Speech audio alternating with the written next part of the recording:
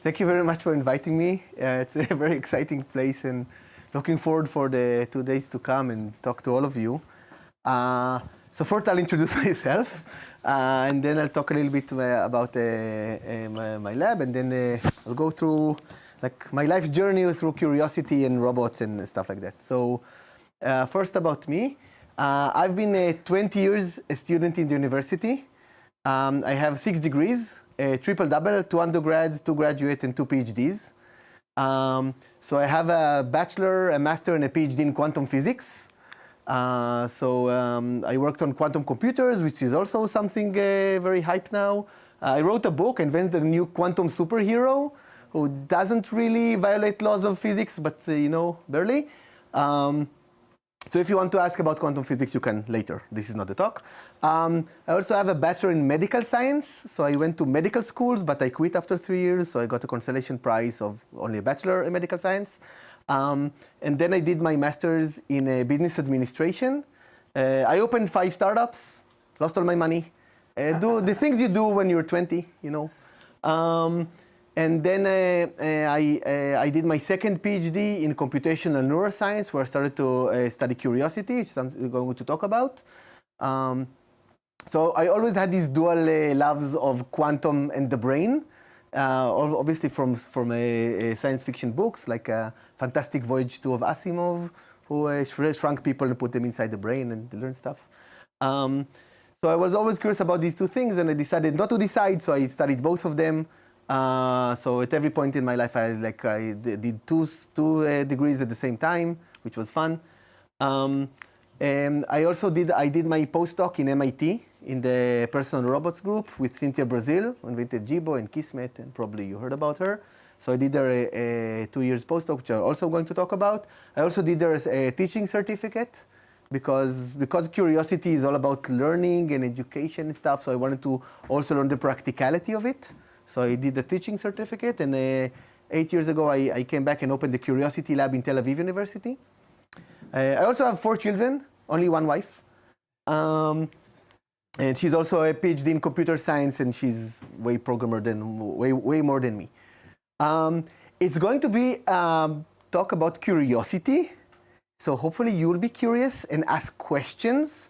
So don't keep them to the end, okay? Feel free to raise your hand or something and ask a question. I'll repeat it to everybody so we can have a dialogue, okay? So it will also be interesting for me.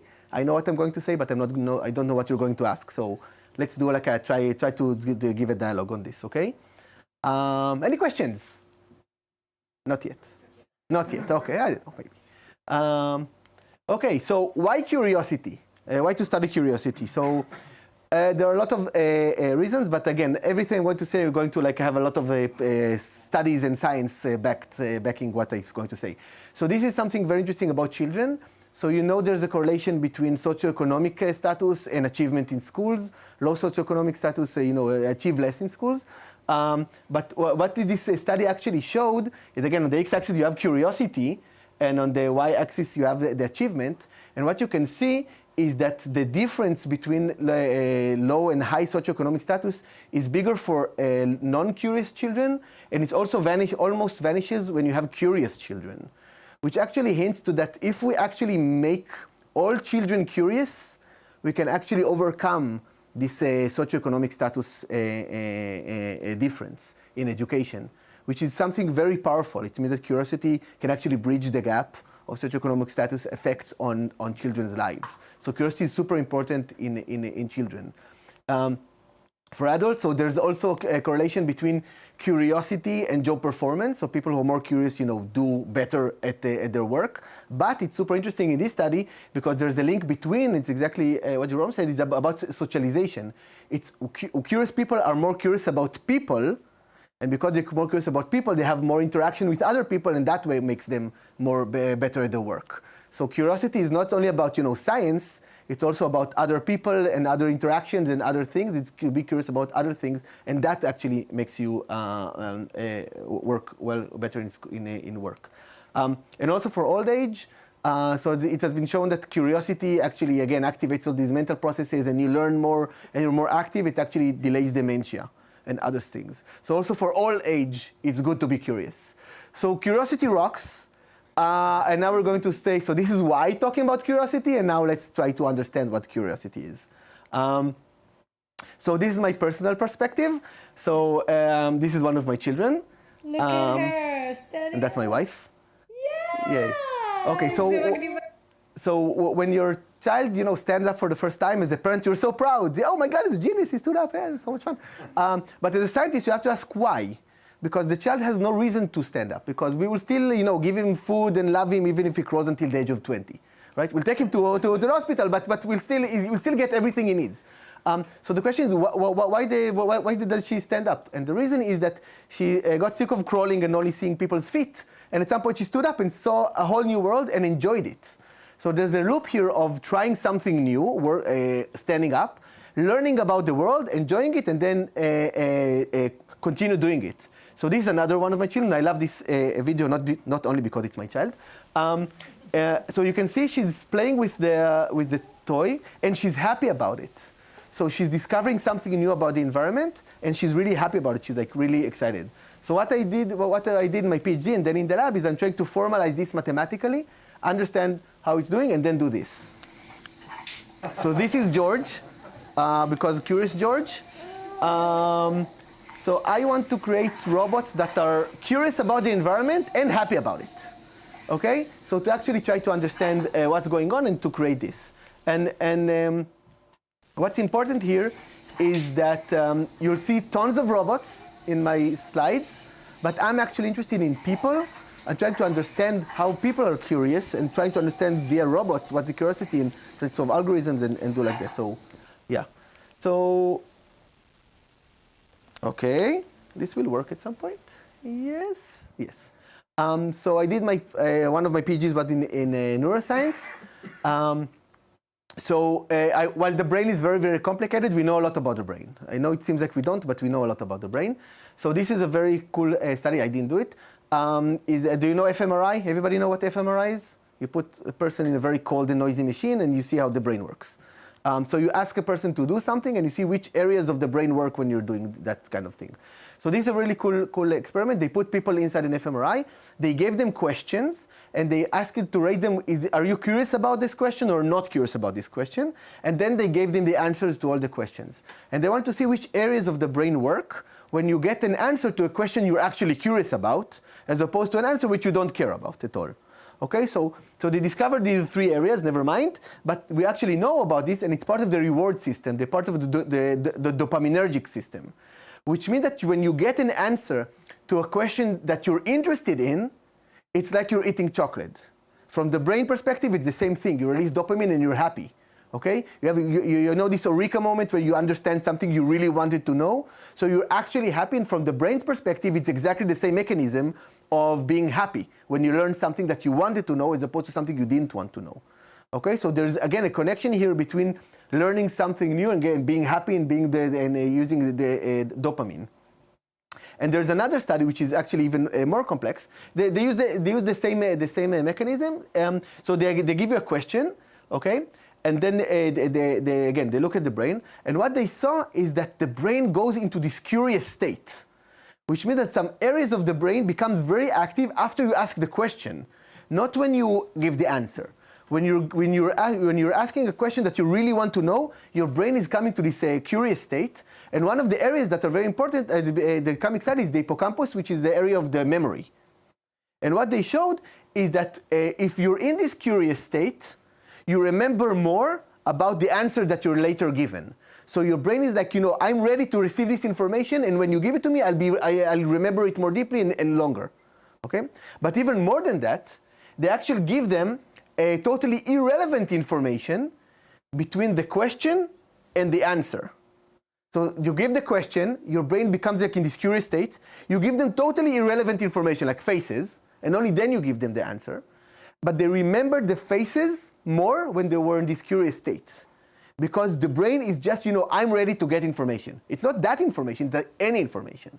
So that means when you're curious, you're susceptible to learn everything. And it's a very weird state in the brain where I want to learn. And it's very, very cool.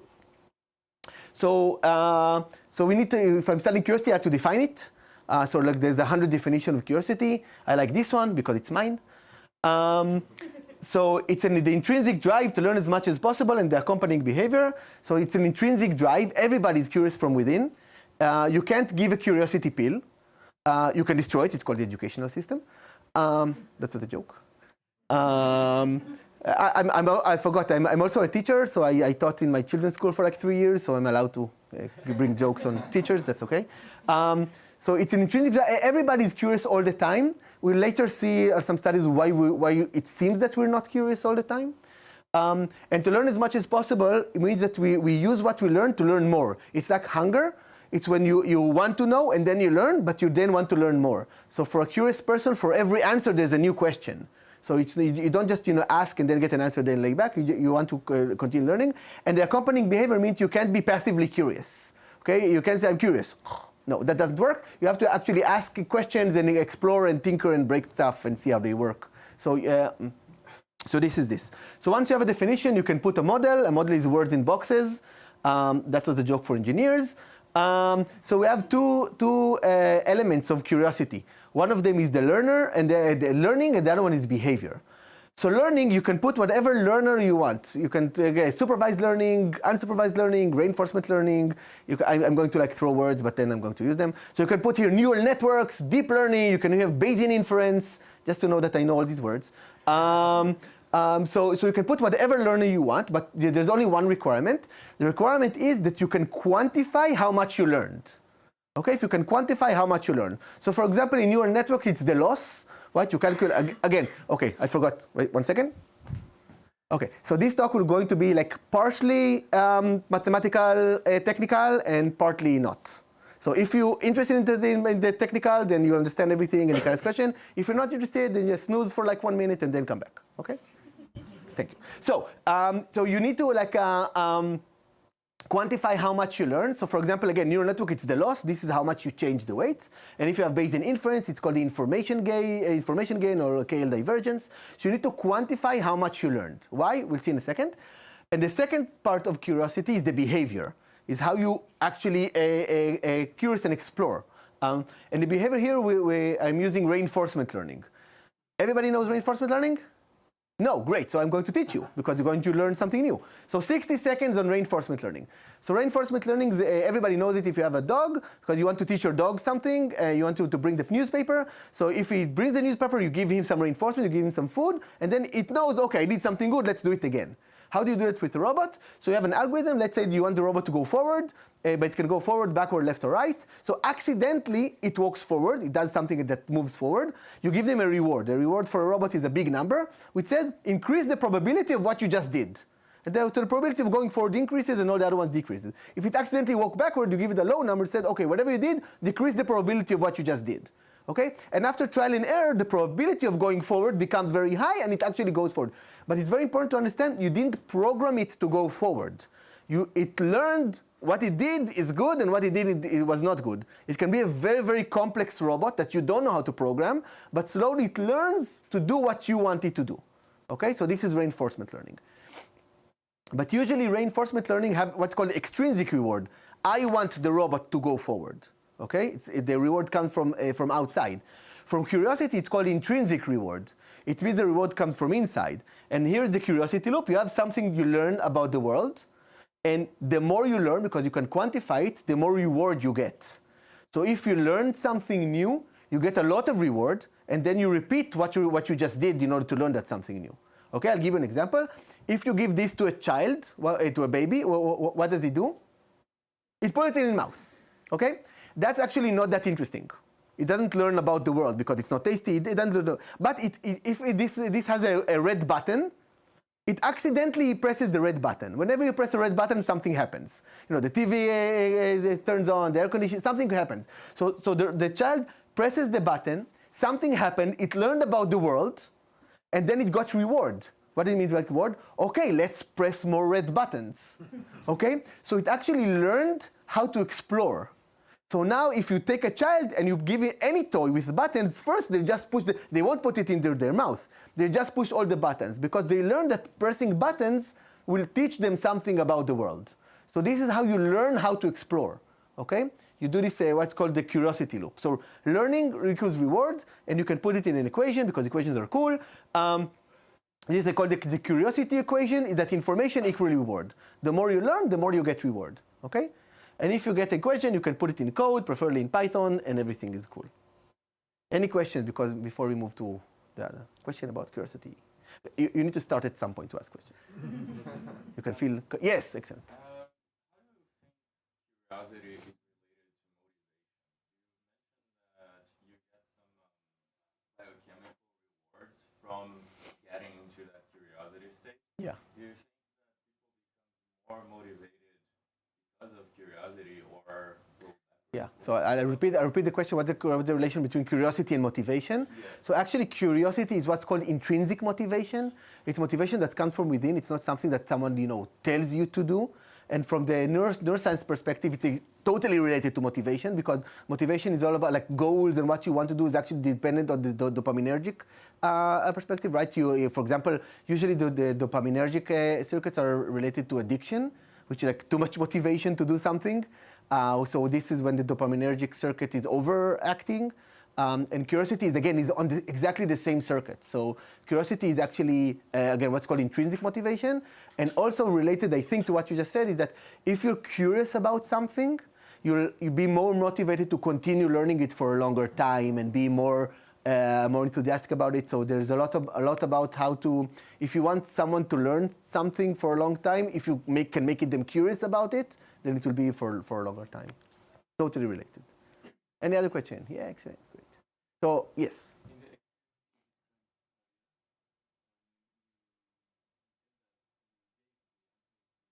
Yeah.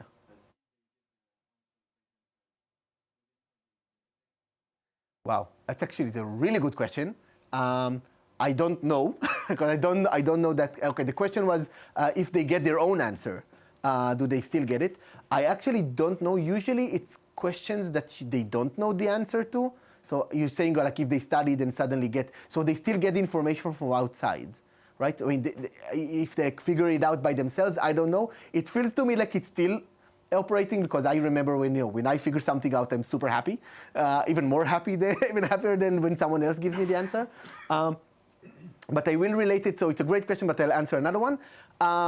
There are studies that show that if you want people to learn better, then if they ask a question, it's better to ask them to give a guess before you actually give them the answer. So if they give a guess and then you give them the answer, they learn better than if you just give them the answer. So actually trying yourself to solve it, and again, if you can actually connect it to neural network, right? This is the prediction, and then you give the answer, and you have the prediction error. If you don't have any prediction, it's very hard. It's harder to learn. So it is related to try to solve it by yourself. Excellent question. Yes. I don't know if this is very related to what you're saying, but you have any references with attention deficit? Yes. So yeah. Very curious, but then they can. So yeah, the question about ADHD and curiosity. So I don't know of any studies on that. I actually had a student that started to study it, because I do think they're totally related. I think like ADHD, like hyper curious, like everything is interesting to them too much. So I started studying it, but I don't know of any studies like from the neuroscience perspective. From the model's perspective, I can totally see it, right? That everything is too curious. Like everything you see, anything that changes, you actually immediately want to see it. But I don't know anything, because there are a lot of genetic factors and other factors into ADHD that I just don't know. But it's a really good question. Excellent, great question. Yay. Okay, so robots. Yay, everybody recognize this robot. It's Lego. Right, it's Lego, right? Yes, yeah, no. Okay. So I convinced my PhD supervisor me to buy me Lego for my PhD to study. So I studied with Lego for like 3 years. So this is a very, very simple robot. It has one motor for the arm, one motor for the camera, and a brain. The brain doesn't come with the Lego. We just had it lying around. And my question was very, very simple. What can this robot learn by itself? Okay, I want to program it. I don't want to tell it anything. I would just want to learn it by itself. And again, the motivation is a baby. You have an infant that's coming to the world. You can't teach it. You cannot teach it because it doesn't understand anything you're saying. So it just learned by itself. So the question is, what can this robot learn by itself? And it's very easy. It has motors. It has sensors. It can learn the correlations between motors and sensors. Okay, that's what it can learn. A technical warning. Next slide is technical. So I used neural networks, obviously, like everybody. And what I did let's learn everything that it can learn. Like exhaustively everything that it can learn. Because it's a simple robot, you can do that. So I did all the combinations of sensors and motor correlations that you can have. And let's see if you can learn them. So I did all the combinations, and each combination has a different neural network, and they're all running in parallel. But what I did, something really cool, which is something that also happens in the brain, you also prune networks that don't have any correlation. For example, if I move my toe, I don't hear anything, right? There's no correlation between moving my toe and hearing anything. So if I'm trying to learn this correlation, there's no correlation there. So I don't want a network to learn something that doesn't exist. So I prune the network, I remove neurons, I prune the network if it doesn't have any correlation in it. And then I'm only left with the things that I can actually learn, that there is some knowledge in it, and then I can move hierarchically to learn some new things. Okay, you understand like the concept? Let's do it graphically. So I know it's weird that the output goes inside, but you'll understand in a second. So the network is that you have two inputs, and I'm trying to, like, again, predict the output. That's what it means, correlation. I have an input, and trying to predict the output. Okay? So let's give an example. Let's say I have a camera, a motor command, and a motor angle. Okay, these are the information that I have. So these are the three things that I can learn. I try to learn what the camera will see if I know the motor command, the motor angle. This is what this network means. And I'm doing all of them in parallel, and I'm pruning everything that doesn't have any correlation, and let's say that only one of them survives. And then I'm taking the output of this one and putting it as another input to the second layer. So I'm doing it hierarchically. It's something in the brain that's called, I love the word, exuberance. So exuberance in the brain means that you grow a lot of networks, a lot of dendrites, a lot of synapses, and then you prune all those that are not used. And you do it in cycles. So you grow a lot of things, and then you prune what is not used. So it's exactly what I did. Let's try to learn everything, do a lot of neural networks, prune those that don't work, okay? Prunes those that don't work, and then continue with those that do in the next layer. So everybody understand this? Okay. So I used it on this robot. So what do you have? I have two motors. I have a camera. I have, again, the motor angles. So all in all, I have 8 streams of information, which I'm trying to learn the correlation to.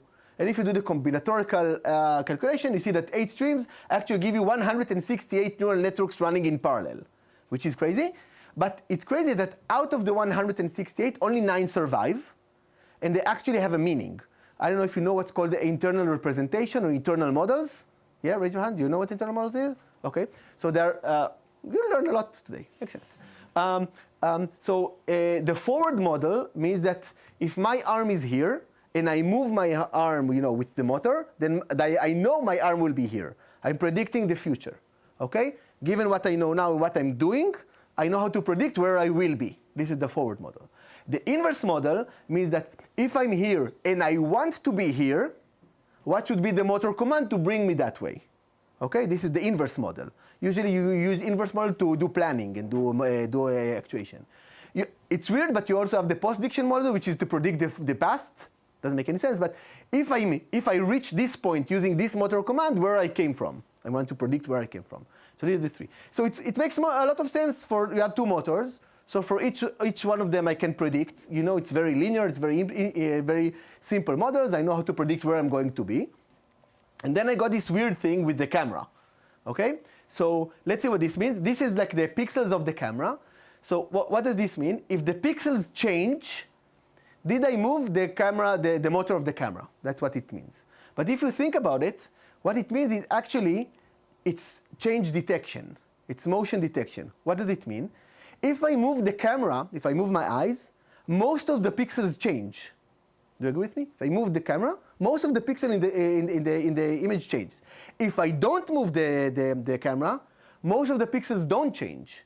Even if there is motion, it's only a very small number of pixels that change. So if the pixels change, it means that I move the camera. That's what it means. So now it's like if I don't change, if the pixels don't change, it's 0, and if the pixels change, it's 1. So it means that it's effectively it's motion detection. If the pixels change, it's 0. If the pixels don't change, it's 1. So it's weird. Why do you need such a very, very complex things to actually have change detection? Change detection is this minus this, right? What is change detection? This minus this. But I don't want to have any pre-programmed calculation. Even minus is not allowed. Everything should be learned. So this is a very, very, very complex way to actually learn a minus sign. But you learn it. So you actually learn motion detection, which is very, very cool. And then something we talked before, that you get something that you don't anticipate and you don't understand. So I got this this picture, and this picture is very weird because it's not linear. You can see all the other ones are straight lines, and this is not a straight line. So when you're programming something and you get this, you suddenly think that it's a bug. Right? Your first instinct that there is a bug. But it's actually not a bug, and this is the forward model of the camera. It actually makes sense. It just tells you that sometimes you learn something. I totally did not anticipate this, and I got this information. It fits very nicely into this model. So when you start learning everything and you don't control what the robot is going to do and how it's going to move, then you suddenly can discover things that you just didn't anticipate, which is something very unique in the programming robots, because suddenly it can do something else. Something else about this, this doesn't work if the robot looks at a white wall. So initially my robot was in front of a white wall, but if in front of a white wall and you move the camera, nothing changes. So I put like a very, very complex picture. And then I went to my children's room, and I saw they have white walls. So I put Winnie the Pooh all over the place so they can learn motion detection. So you can take all of these insights from the robot and put them inside your child, but you do need to have a fund for the psychologists later on. Yes, because when you do experiments on your children, yes, that's what happens. So we learned all of this, and we learned motion detection. But now we remember, we take what we learned and we put it in the next level. And the next level is the second thing. And now that's very cool. This is called self-recognition. What is self-recognition for a robot? Is that you give a picture, and you get 1 for the robot and 0 not for the robot. Okay? And how can you learn self-recognition? If I move the arm and something moves in the visual field, then that something is me. Okay? That's the correlation. If I move my arm and that's something, and something moves the visual field, then that something is me. And the robot actually learns self-recognition, again, all by itself. I didn't tell it what to learn or how to learn. It learned it by itself. And there was a big hype about robots, self-recognition, developing consciousness, taking over the world. I call it Facebook logic. It's crap. You can actually prove that any robot that can move its sensors, the second order correlation will be self-recognition, which is something really cool. Someone asked me to talk about philosophy, right? Can I talk about philosophy? Excellent. So the question is, what is me? And I think this is a cool definition of what is me. If I move something, if I control something, and I perceive that change, then that something is me. And now it's a degree of what's the frequency, right? I mean, I can also move this, right? But that's not me. But that's because it's not always on me. Because, for example, if you have truckers, people who drive the truck all day long, they actually have a representation of the truck in their brain. They actually, if you go near them, which is the boundaries of the truck, they actually can feel it in their brain. So they have their own representation of the tools they use. If you use it enough, it actually has its own representation in the brain. So that is something very cool, that this is like a philosophical definition of what is me in the robot. If I move it and I see the change, then I can now map it. And that something is me. I control this kind of thing, which is something. Does this mean that the truck driver is the truck? So I think he thinks the truck is part of him. That's the concept. Okay, for example, if you have a blind people with a cane, then again, the end of the cane is part of their perception. It's not the hand, it's the end of the cane is part of their perception. So again, it's also part of them. Yes? Okay, this is really more of a curious question, pun intended. This reminds me of the rubber hand illusion experiment. Yes. Have you thought about doing anything related to robots, as in trying to mimic this rubber hand effect and seeing if the robot have a similar or very different behavior? Yeah. So that's an excellent question about the rubber hand effect, that you have a rubber hand and you touch it and then you feel it. So again, it's an excellent question. I'll answer a different one. There's also a thing about the mirror. Does this robot, for example, if it sees itself in the mirror, will it recognize itself? So for example, this robot will recognize itself in the mirror, will recognize itself because, again, it just recognizes the image on the camera. So if you put it in front of a mirror, it will know that it's itself. The question is, can it learn? The concept of the rubber mirror and the rubber hand and the mirror is concurrency. Is you have the senses at the same time. You have the two senses at the same time. That you have like the touch and the vision at the same time, and this is how you make the connection. So this is something very related to the learning process here, because you need to move the hand and see it at the same time. If you move the hand and see it later on, then you won't make that connection. So it's very related. I didn't do that experiment, but it's totally related to the same thing. It's the concurrency of two streams of information that goes together, and then you in your brain connect them to be one. Okay, so it's exactly this concept. Excellent. So the third level, so now I'm using self-recognition, and now we can have a arm coordinate transformation. If I know where my arm is in the visual field, and I know the angle of my arm because I have sensors in the motors, then I can now map the visual field to my arm. And now I can do really cool stuff, which is actually reaching for a moving target. Let's see, because I know how to detect things that move. I know how to change their coordinate to my hand, and now I can move my hand to that coordinate. So if you can see, this something moves, and the robot moves the hand to the thing that moves. And what is cool about this robot is the robot is self-learning. So I actually destroyed the red channel of the camera, and I changed the motor gain of one of the motors. And you see that it gets scrambled in the middle, but it's constantly self-learning all the time. So it actually gets scrambled in the middle because I changed some of its body, but then because it's self-learning, it actually goes back to operating well. And again, this is something that goes with infants, is that their body changes all the time. And you need to always learn your body because it always changes. Okay, so that's something about self-learning, which is something really, really cool. And again, I want to emphasize what is unique about this. I didn't tell it what to learn. I said, learn everything that you can. It's not the same thing as learn this. It's learn everything that you can, and then, maintain everything that is learnable and continue on. And it reach this reaching motion, which is, again, very complex motion if you think about it, but it reach it all by itself and learn by itself. But this is only about learning. What about the behavior? So I'm not going to go over all of this because it's way too technical, but I want to do about self-recognition. So you remember self-recognition is I move the body, I move my arm, and something moves in the visual field. But now the question is, how can I learn it optimally? So if I don't move I'll give you two examples which are not good. If I don't move my arm, that's not good because I need to move my arm.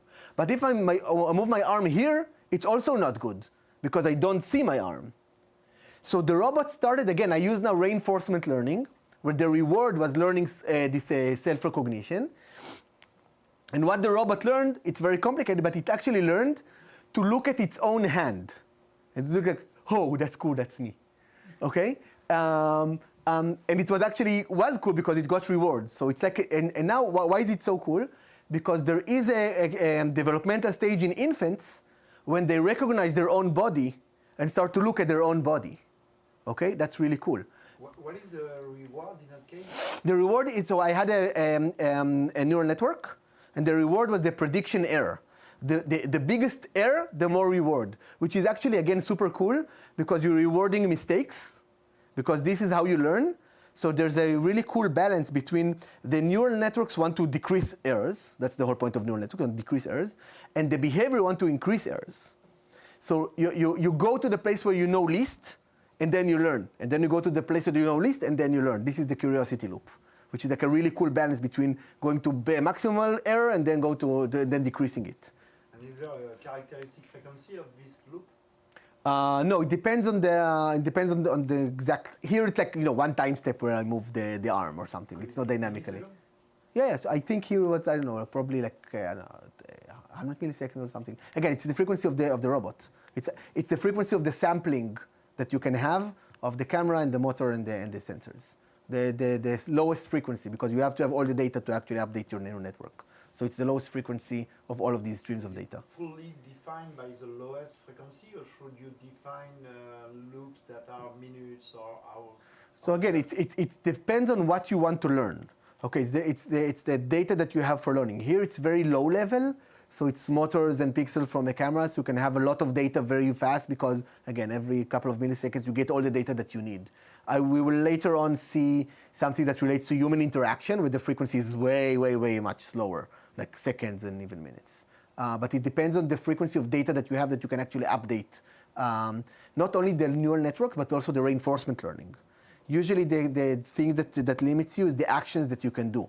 You can get a lot of data, but you don't have a lot of actions. Again, especially in a robot, you can have a lot of data from cameras, audio, and all data, but the actions that you actually do limits you on how you explore the environment. Okay? And again, what you can see is that you learn much faster if you use your curiosity exploration when you do this than if you actually just move randomly. Okay? Because curiosity is all about learning faster to get the maximal amount of information at each point in time. Yes. Excellent. Question about Lego? No, just kidding. So we move to another sense, which is the cameras.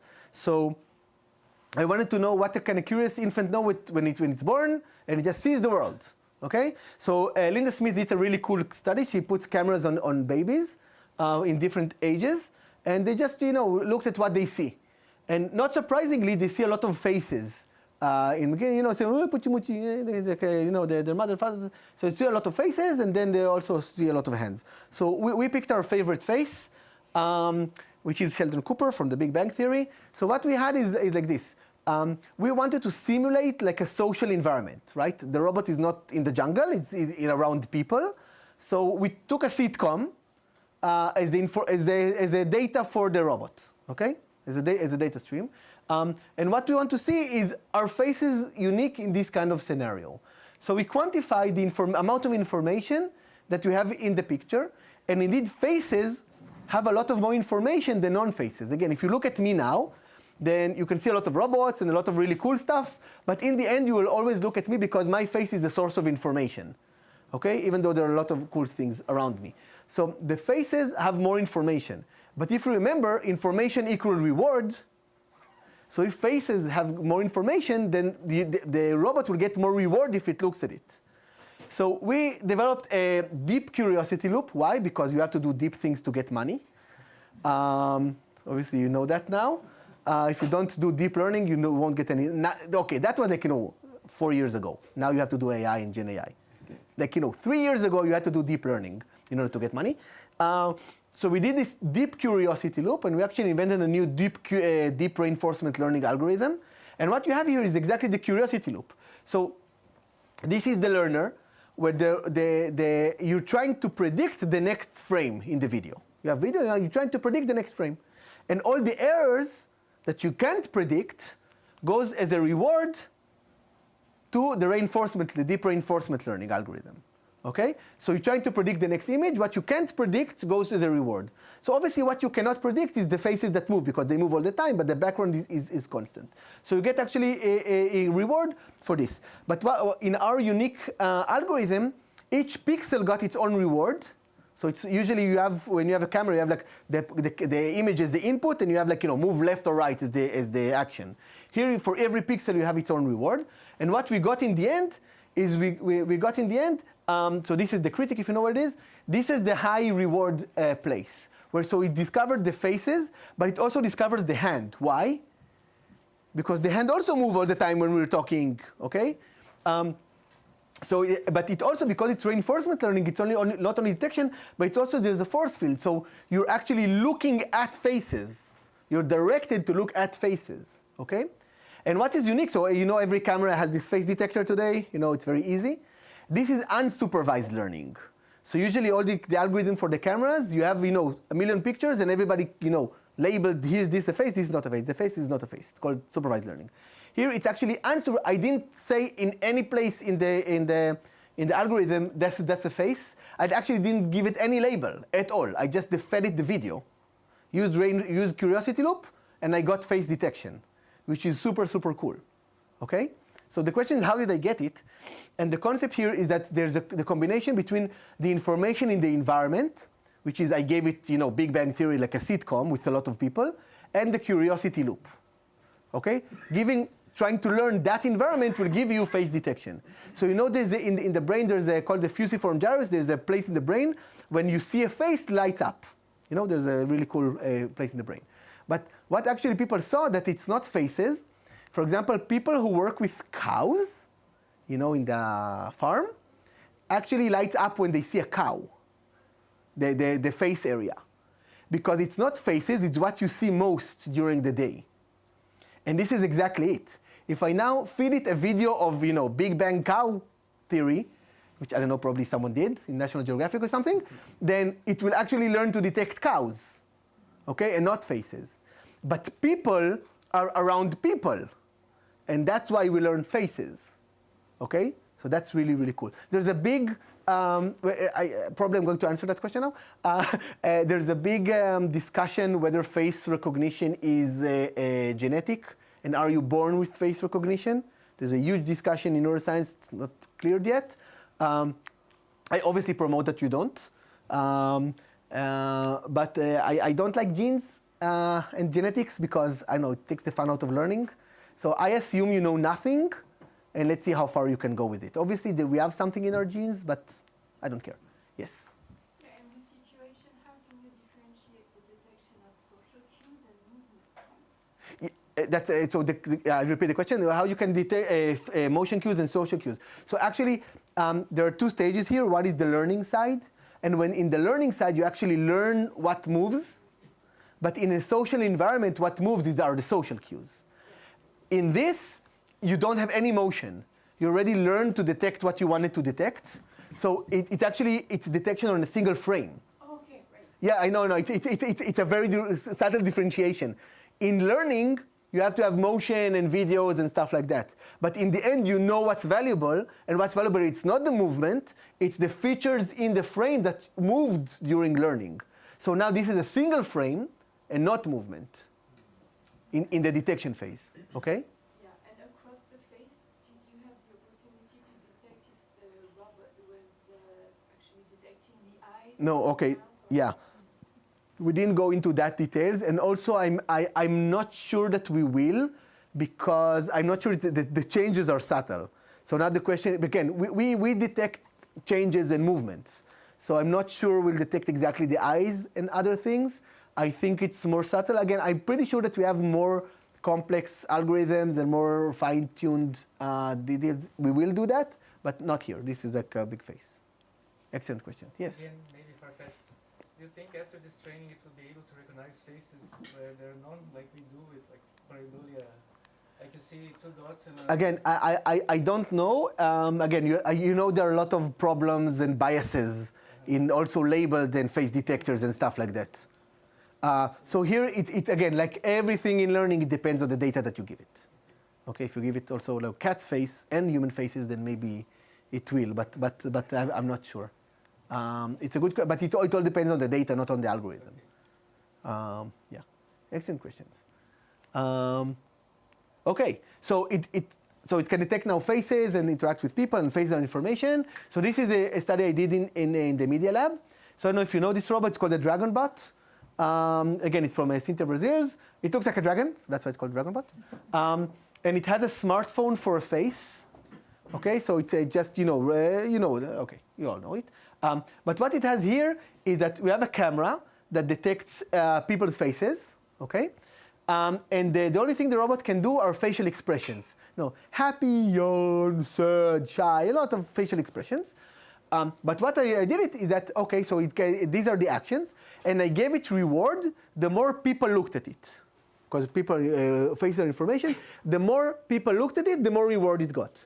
So it got a lot of, yes, I like it, sad, shy, think, a lot of things. Which face do you think it does that makes people, look at it more? Come on, happy, huh? I don't hear. Happy? Happy, excellent. Thank you, because it's the wrong answer. Yes, sir.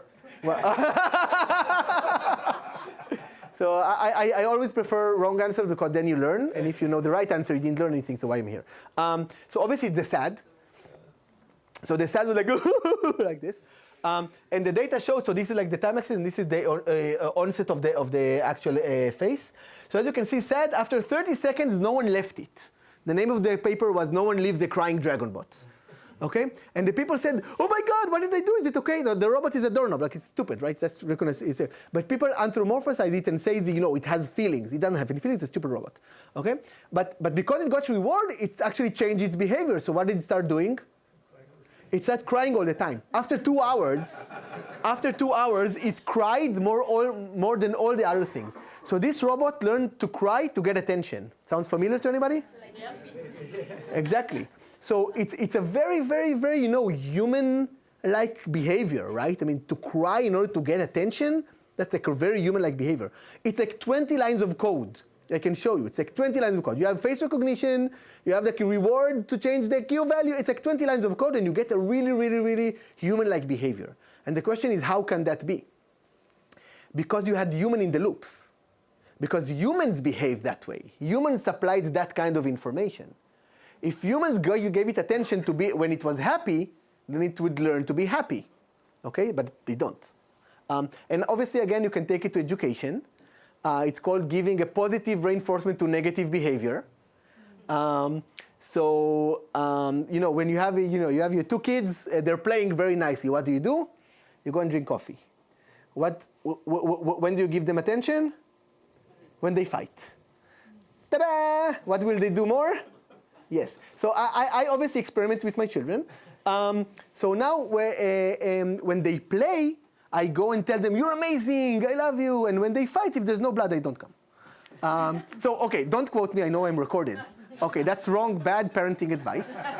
And I'll tell you why. Because I gave that lecture when my child was in the audience.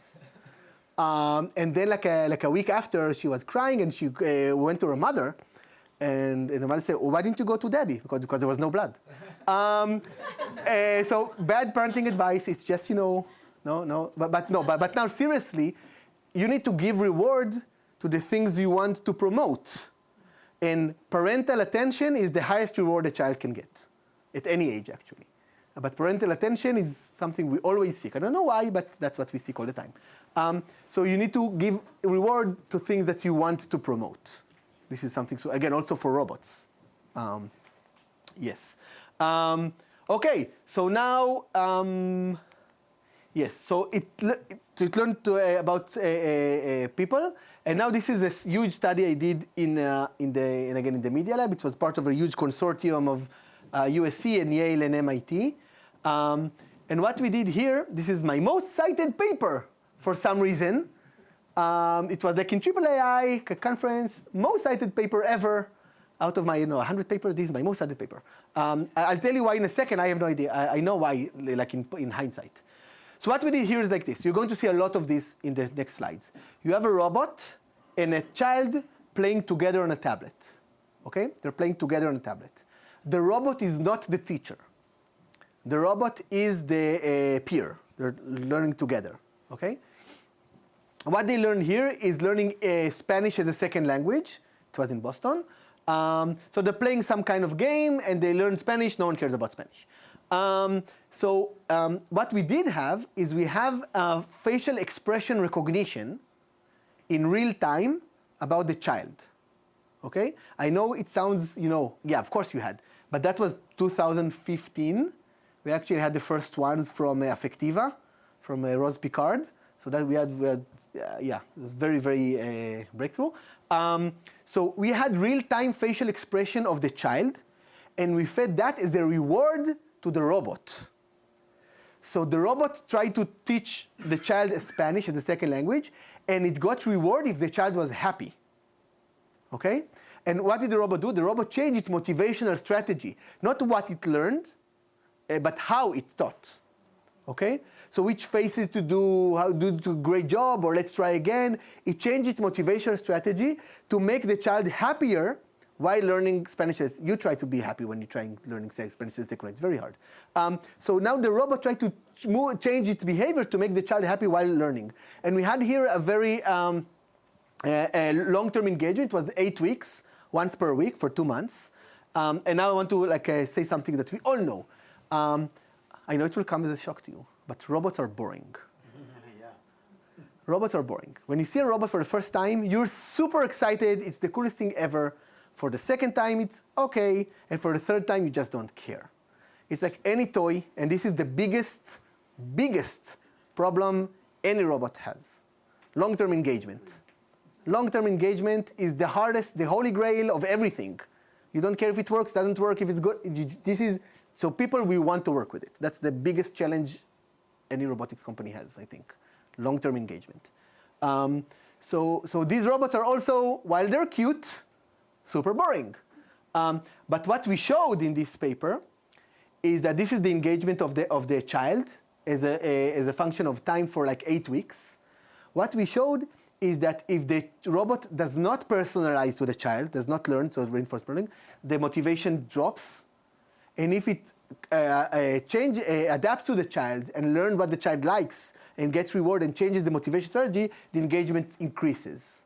So we called it affective personalization because it personalized to the affect, to the emotion of the child.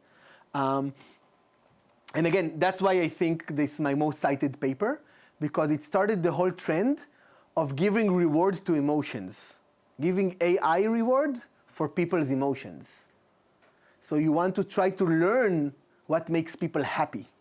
And you're using reinforcement learning, like deep AI, and using reward as the emotions of the person. Usually you had the content or whether it learned or not, but now you get the emotions as a reward. And you can see that it actually increases the engagement over time, even over 8 weeks, which is, again, very, very, very, very hard. So this is something really, really cool. Any questions on that? Yes? Have you tried with several childs? Because this is... Yeah, this is like 34 children. I mean, one robot and several... Yeah, we have a lot of slides on that later on. Or small groups you're talking about. Yeah, I think that's my biggest hype now. So I'm going to talk about it later. Yes? Sorry. Go ahead. I have a question regarding the protocol. In this experiment, when the child had difficulties completing the task of learning tasks, how did the robot react? So again, the task was very simple and fun. It was, going on a picnic and stuff like that. So it's okay that they didn't learn. We don't care. I mean, we cared. I just showed that they actually learn like 3 or 4 words in Spanish, which is okay. It's like 15 minutes once per week, so it's not a lot. So they learned, and it's okay. Actually, we had here like 2 kinds of rewards. One is fun, happiness, and one is engagement. So I think I understand your question, and we didn't relate to that. So like whether like frustrated from the task or stuff like that. The task was very, very easy and very fun. So it wasn't like that. Another something important, again, it's like from an educational perspective. This was in the classroom. It wasn't like there's the divider and there's a whole class. So there was a lot of technical difficulties running the study. So you see you can have earphone. It's like a very, very crazy study. And it's very, very, very challenging to do that with children. We also had, I don't know if you noticed, we had a special start kindergarten. So half of the children were with special needs. So for example, this child is like, a developmental age of 3. He's like 6-year-old. And it was just anecdotal. It's like they're really bonded with the child. Like there was one child that actually, whispered and didn't want to talk and, was like, like this. And after 3 or 4 sessions, started hugging the robot and started, connecting with it and very interacting with it. So that was very, very like emotional on my side, this interaction. We didn't study the difference between these 2 groups. It's another type of study which a lot of people are doing, using robots for special needs, but we do. So that's a very useful result, especially for our interaction team. Yeah, we can talk about it much later in more detail if you want. Yeah. It could be very useful. Could you say more about what was the robot perceiving? I mean, that was sound or only... No, it's a vision and facial expressions. Yeah, basic affective stuff, like happiness, engagement. What was the robot doing? So the robot actually had either facial expressions, again, like yawning or stuff like that, or said different things, like great job, or let's try more, like different kinds of motivational strategies. Okay, and what do you think about it could become by using a massive end-to-end model applied to multimodal output on input. Yeah, okay. You actually asked something that I want to answer your previous question, but also answer this. The problem is the data. Exactly your question that you asked before. Here, the frequency is extremely small because the lowest frequency is the actions of the robot. Because you don't do great job every 1 millisecond. You say great job every 10 seconds, 30 seconds, 1 minute. And that's your clock, because you get reward only for actions. So this is extremely sparse data. And I don't know if you know, reinforcement learning requires even not deep. Regular reinforcement learning requires a huge amount of data to actually do something. And here we don't have it. So that's super, super problematic. Actually, I can show you the ropes of things I did that are not allowed to do, but it worked, so I don't care, in order to overcome this kind of sparse data. So now if you put these deep end-to-end things, it will be much, much worse, because you need much more data for all this deep learning stuff. I would actually, if you want, again, we can discuss it in more detail, but I think if you run really complex environments, what you need to do first is to have a huge dimension reduction, a kind of embedding in a low dimensional space, and do the reinforcement learning on that, because then you can have enough data to actually learn something. It's super hard. Reinforcement learning in HRI is super hard because it's just sparse data. It's very, very small amounts. Huge problem. Yeah. Is that something you're working on now? No, I'm working. No, okay. I usually do something really cool and then stop, and then do something else really cool and then stop that. No, I actually didn't pursue it. But again, I have like 300, 400 citations on that paper, so other people took on from that, and we can look at it later. I'm doing something else if you want, brainwave and stuff. Yes. So it's small data for one robot and a few childs, but if we scale by the number of robots, we can access. Yes, but okay, again, repeat the question. You can scale. It's called cloud robotics, that you can have a lot of robots and then put everything in the cloud and then learn. The problem here is that I want to personalize to that child. So you have the data. So the right thing to do will be to do this cloud robotics so that the initial step for the new child will be really good, and then only tweak the fine-tuning for that child. That will be like the optimal thing to do. Because the initial step here was, thumb rules from psychology on what the robot should do, and then we did reinforcement learning. But what you can do is to take like the average child as the first step, and then only fine-tune to that specific child. But again, I'm always working on one child and try to personalize to that child. That's what's called personalization, and then you don't have a lot of data. Excellent question. Excellent. I don't know how am I with time. I don't know how much time do I have, and I don't know how much am I with time. Okay, excellent. Okay, so now we have robots and stuff, and working with children. So remember the child that played with the toy? So 5 years later, she got into MIT and started playing with robots. So again, you have the child, the robot, and the tablet playing together. But now the robot is not just a peer, it's actually a younger peer. So the child is teaching the robot, which is, again, something super powerful. It's called empowering the child. So it's, again, something that creates a bond. We can talk about it later. So this is teaching the child how to read. But the tablet is the teacher, and the robot is the younger peer. So the child played on the tablet, they moved some characters, and then the robot told a story, something like the dragon flew to the butterfly. And what the robot said appeared written on the tablet. And the robot said, I don't know how to read the word dragon. Can you show it to me?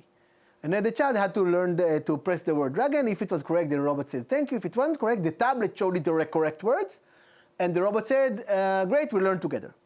Okay, so that to teach the child how to read. So the child learned how to read. We don't care. We care about curiosity. Curiosity is important. So what we had now is we have two conditions. One of the conditions, the robot was a curious child. The robot said, oh, I love to learn. Let's write something new. Let's imagine a lot of expressions of curiosity. And in the other condition, the robot was not curious. And then we measured the curiosity of the child after the interaction. And as you can see, the robot that interacted with the curious child expressed more curiosity after the interaction. And again, this is something very, very, very cool and important. As I said in the beginning, curiosity is like intrinsic. You cannot give a curiosity pill. So you cannot increase, okay, that's my opinion. I don't think you can increase curiosity. I think everybody are super curious all the time. The only thing you need to do is to enable them to externalize it, to show it, to express it. Usually people don't want to express it. They're shy, and I have a study on that in like 4 slides. But people usually are shy and they don't want to express their curiosity. And I think what happened here is that the robot showed the child that it's okay to be curious here. I'm curious and nothing bad happened to me. So you can be curious now. And that's what happened. It's not mimicking, it's not, making the child more curious. It's just showing the child, you can be curious here. That's okay. And then the child became more curious, yes. How do you measure curiosity in kids? That was an invited question. Thank you, I'll give you. Okay. So it's $1 million question, because I got $1 million to answer it.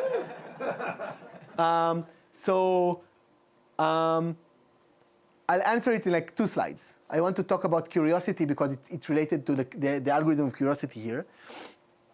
So we talked about curiosity a little bit about neural networks and stuff, and now I want to show you that I also know Bayesian inference, because I'm cool. So now the concept was here, as I told you, the child learned words, okay, learn how to read. And now what I want is that I wanted the robot to be curious about the child in the curiosity algorithm on how does the robot know the most about the child. The robot wants to learn what the child knows. What words should the robot ask in order to learn about the child? Okay, you understand that it's a flip now. So what we did is we used, again, Bayesian inference and Bayes. So here we have the vocabulary and the probability that the child knows a word. And we use Bayesian inference. If we ask the child a question, show me the word dragon. If it was correct, we just changed the probability of vocabularies using this. And then we used the most well-known equation for curiosity, or my perspective. It's called maximizing expected information gain.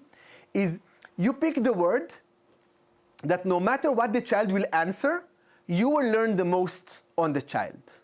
So let's say you want to learn one of 4 things, okay? You pick the word to ask that will give you the most information, whether the child knows it or doesn't know it. So if he doesn't know it, you'll learn something, and if he knows it, you'll learn something, okay? And there's actually an equation, and it's like Bayesian optimal. It's the optimal thing that you can do, that you can actually learn the most about the child. And sometime I'll give you like how it relates to you. You want to profile your users. You don't know what the user like this thing, or like this thing, or like this thing. There is an optimal way to actually probe it to gain the most amount of information. And not just, sequence or not random. There's actually an optimal way to probe these kind of things. And actually we show that if you use this algorithm, you can very, very, very well know what the child knows in very, very quickly. You ask 10 words and you know all the vocabulary very, very quickly because you actually measure it very, very, very optimally. So that's like an algorithm of how the robot is curious about the child and asks the correct questions. Okay, I don't have a slide for it, but it's one of my coolest results. But it's like in 1 paragraph in an obscure paper that no one ever saw, and I want to talk about it because it super relates to I know what's interesting you. Theory of mind. Theory of mind. Theory of mind is the concept that other people think differently than you. And it's a thing that develops over age and around these ages. So this study was done from age 4 to 8. Which is exactly the transition from not having a theory of mind to having a theory of mind. What we did here, I can't believe I don't have the graph, never mind. We asked the child, what do you think the robot knows? Because he actually taught the robot, right? The whole concept here is that the child teaches the robot. We asked the child, what do you think the robot knows? So a child that doesn't have a theory of mind will answer, the robot knows what I know. Not what I taught him, but what I know. A child with theory of mind will say the robot knows what I taught him, not what I know. And we have a really cool graph that actually shows the transition at age 5 from theory of mind, which is super cool. If you want, you can show it later. But it's really, really cool. It's on that paper. Which is really cool because it's very, very important to actually understand. It's like a test for theory of mind, you know, suddenly from just, you know, asking a very, very simple question via this interaction. And it's very, very, very cool. And I think, again, theory of mind is the first step to developing empathy. It's to understand that other people are different than you and they can experience different things. Yes? That's a question I have, but I don't know how to formulate it precisely. I mean, in the way we work, we have a model of the curiosity of the others. And you do not use that hypothesis or that tools in your system to improve the performance of what you are doing. You do not have the hypothesis of the curiosity of the people in your model. In 2 slides. Okay. No, 1 slide. Okay. Excellent. Better. So I think the question is whether you model the curiosity of the child. Yeah. Excellent. So and how it could be useful for you. Yeah.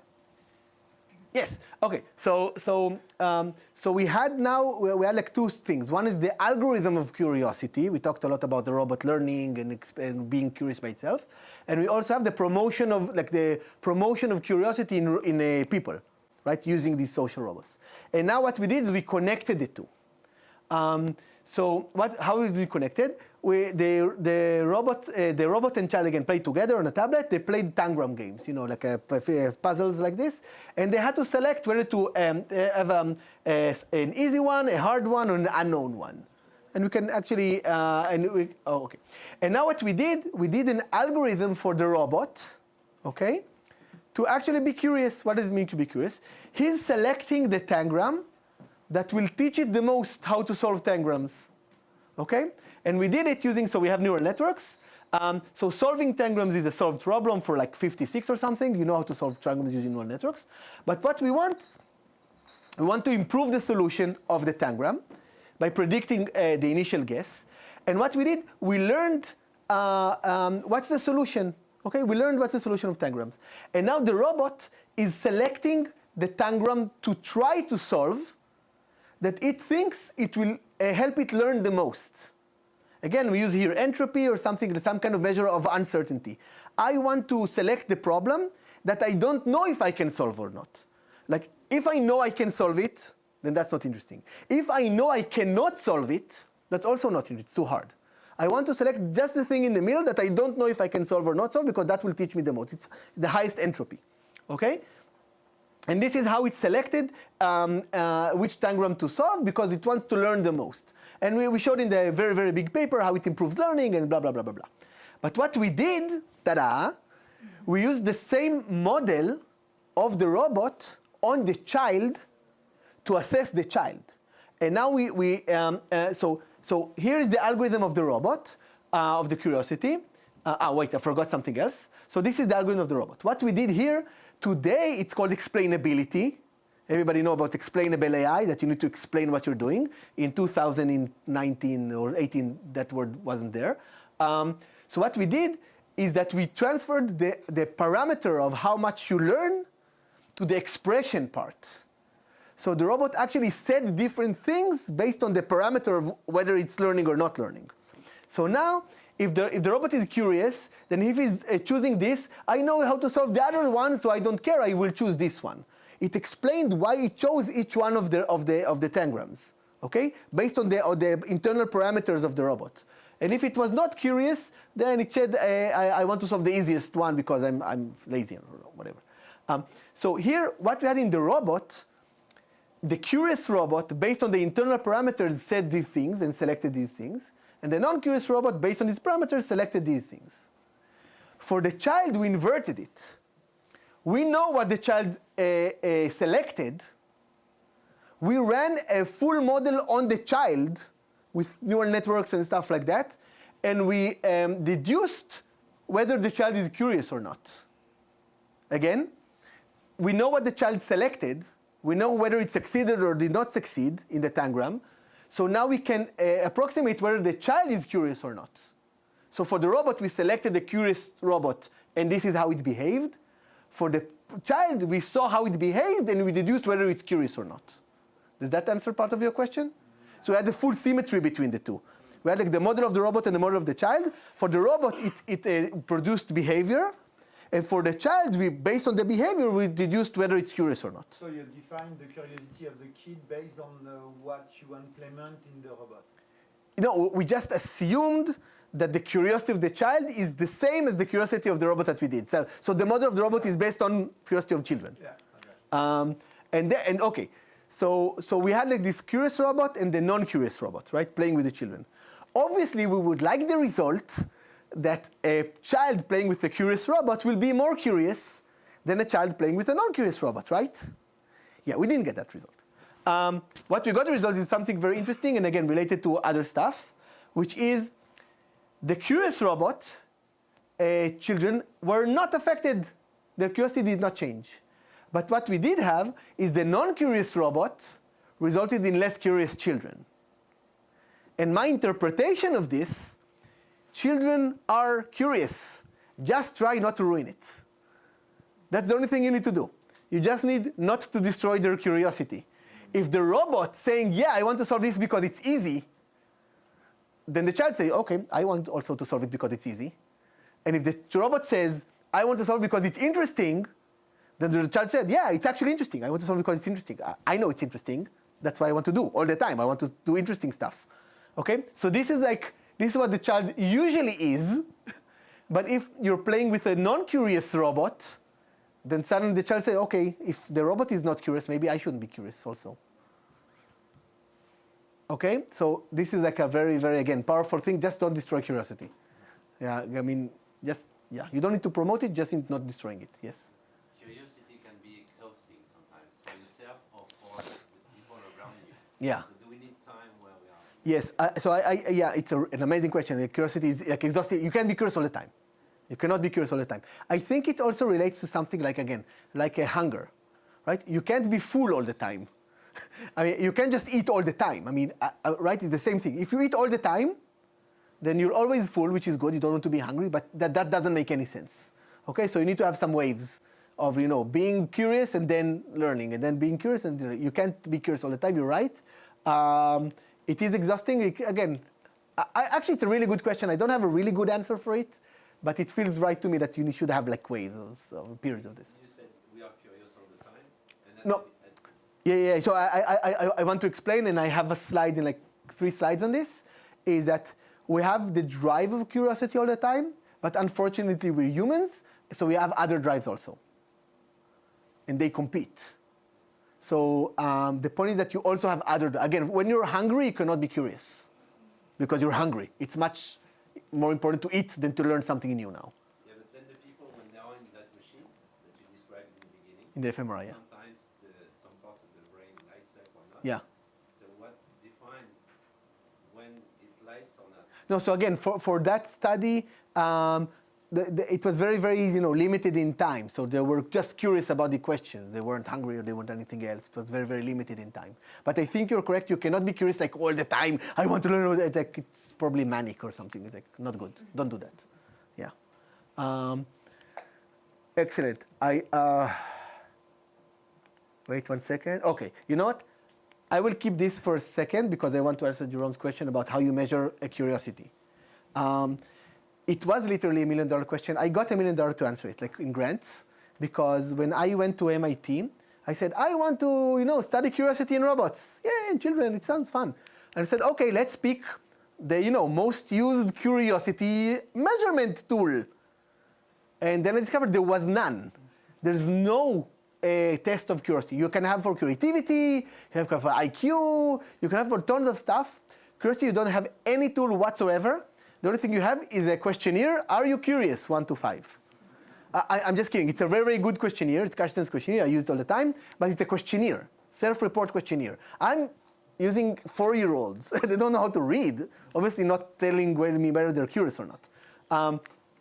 So I got into the point of using the models to measure curiosity. Okay, so that's the point. So I'm going to do like 4 or 5 slides on this. I have time, right? I have lots of time. At some point, someone will tell me stop, but I won't stop until that time. Okay. So obviously, you know the now. So this, I don't have the music. It's a really good music demo. You have the person standing in front of the now, and dancing. My subjects are the happiest subjects in the university. They're dancing all the time with robots. Okay, so we have the person standing in front of the now, and you have a Kinect here, so you all know what a Kinect is. And you're tracking the body of the person, and you're controlling the robot. You're moving the arm, the robot moves the arm, very easy, okay?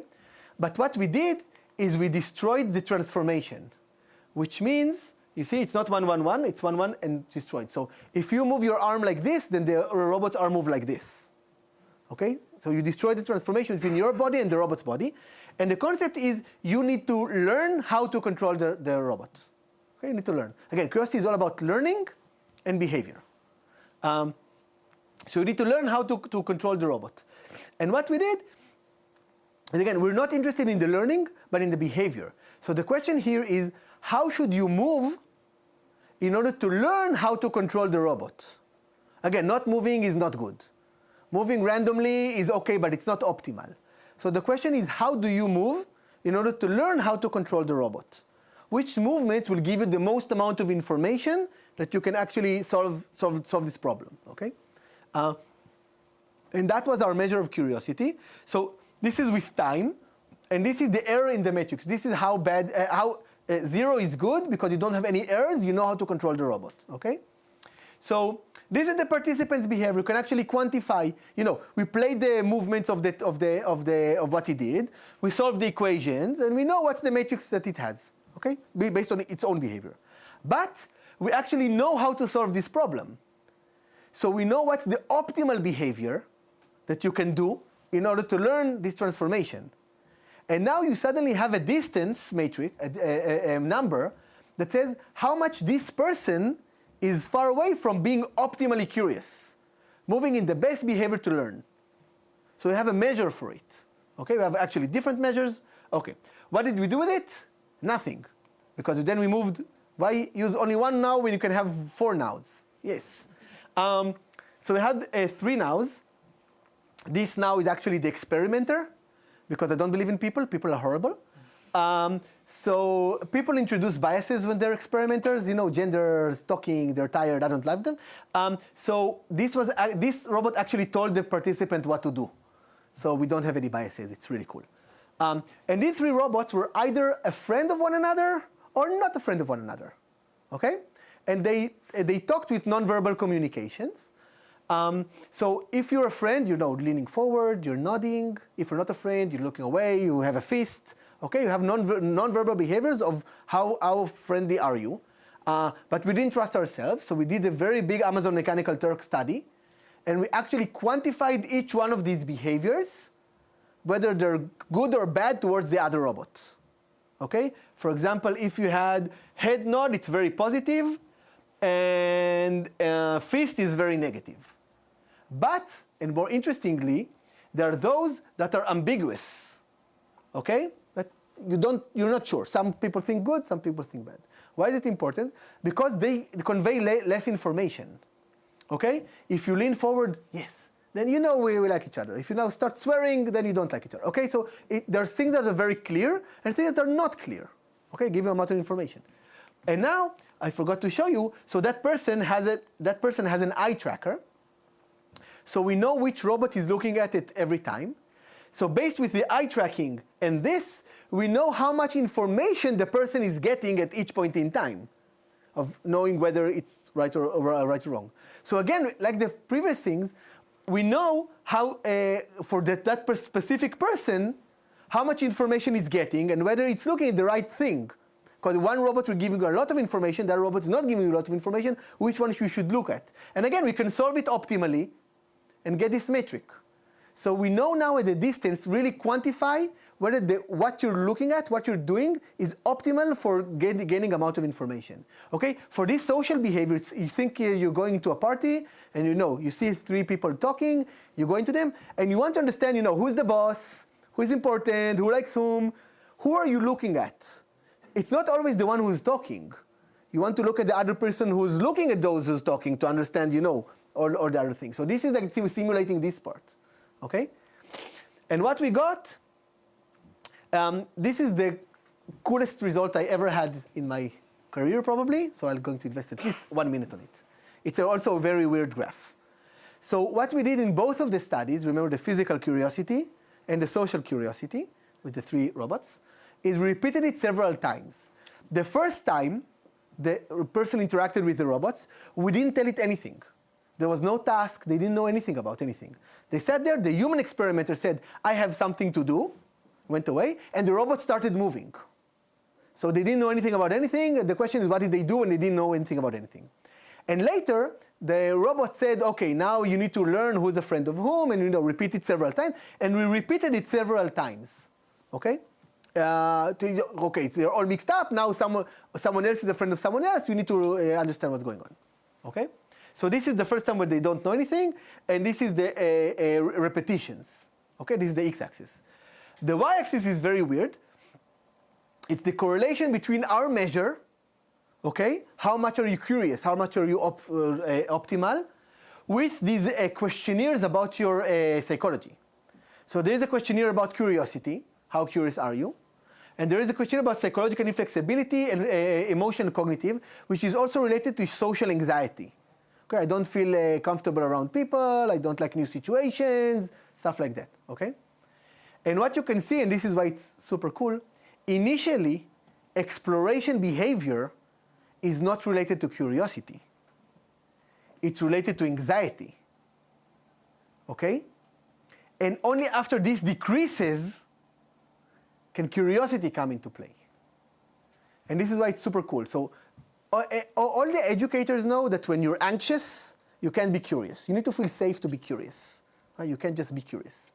But this is the first time it was actually measured dynamically over time with a single person, with people, okay? So you can actually see this behavior, that the anxiety decreases and curiosity increases, which is super cool. So the impressions, the takeaway message from here is there's no such thing as first impression of curiosity, okay? Think about, you're interviewing someone for a job, the first interview.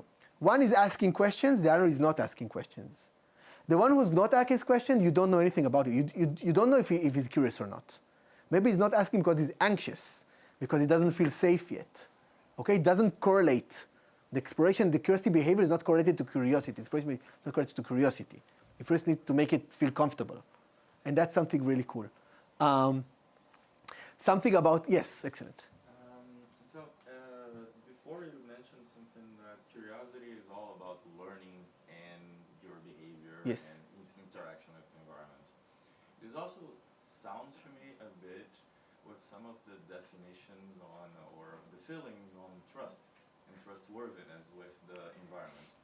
Also at some point in the talk you mentioned that we can enable curiosity, and now you're talking about people becoming more, if I understood correctly, about people becoming more curious as they decrease their anxiety. Yes, totally. So it sounds, and this is my first impression here, is that as you enable trust, you also enable curiosity. Do you think that trust and measures of trustworthiness could be correlated to enabling this curiosity state? Yeah. So I'll repeat the question. Is how trust related to curiosity and increasing trust to enable curiosity. Yes. So curiosity is like one thing, and I totally think I agree with you, is that this kind of like anxiety in trusting the environment, I think goes hand in hand, right? If you don't trust someone or this environment or this experimenter, then you won't feel comfortable, you won't feel safe. So I think trust is one element of feeling comfortable or enabling safety or decreasing anxiety. So I think trust is one thing about this. I have to do like a small diversion just because you asked. About the marshmallow test? Yeah. Yes. So I heard a really amazing talk that debunked the entire thing. So I'll tell you what's the marshmallow test and tell you why it's wrong. So the marshmallow test is you go inside a room, and there's one marshmallow, and you tell that usually it's a child because you want to measure the delayed satisfaction. Said, if you wait, then I'll give you 2 marshmallows. And now the question is whether the child waits or not. And there was a big hype on this because this delayed satisfaction was correlated with like tons of stuff. academic performance and success in life, happy, I don't know, like tons of stuff. And another thing that happened from it is that people from low socioeconomic status failed the test. They took the marshmallow. They didn't wait it. And then they said, yes, because they didn't take the marshmallow, they didn't succeed in life. Okay, they couldn't delay. But then I heard a really, really amazing talk about a study they did. What they did is like this. Before the marshmallow test, the experimenter met with the child, and they told the child, look, I'm going to give you an amazing set of pencils to draw with. And then they went out, and there were two conditions. One of them, they gave them a really bad pencil. The other condition, they gave them an amazing set of pencils. And then they drew. And then they went to the marshmallow test. And what they discovered is that the people who were promised an amazing set of pencils and did not get it, took the marshmallow. And those who got what they were promised, waited. It's not about delayed satisfaction, it's about trust in your environment. That what you are said you're going to get, you're actually going to get. And people from low socioeconomic status are raised that they're not going to get what they're promised because they don't have it. So it's all about trusting the environment and not about your own delayed satisfaction. It's whether you actually trust when someone tells you, wait and I'll give you more, you actually trust them. It's not about your own delayed satisfaction, whether you actually trust that person. So it's, okay, that was totally unrelated to my talk, but just really, really cool. No, but thank you for the question because there are trust is a huge issue. And the second talk, I have some kind of slides on trust also. Actually, a lot of slides on trust. Yes. I think it can be also related to dealing with uncertainty more than trust. To what? Uncertainty. Yes, exactly. It's maybe not that you don't trust the person, but many things can happen, and then you want to say. Again, when I say trust, is that it's from my perspective, it's predictability, right? That I know what's going to happen.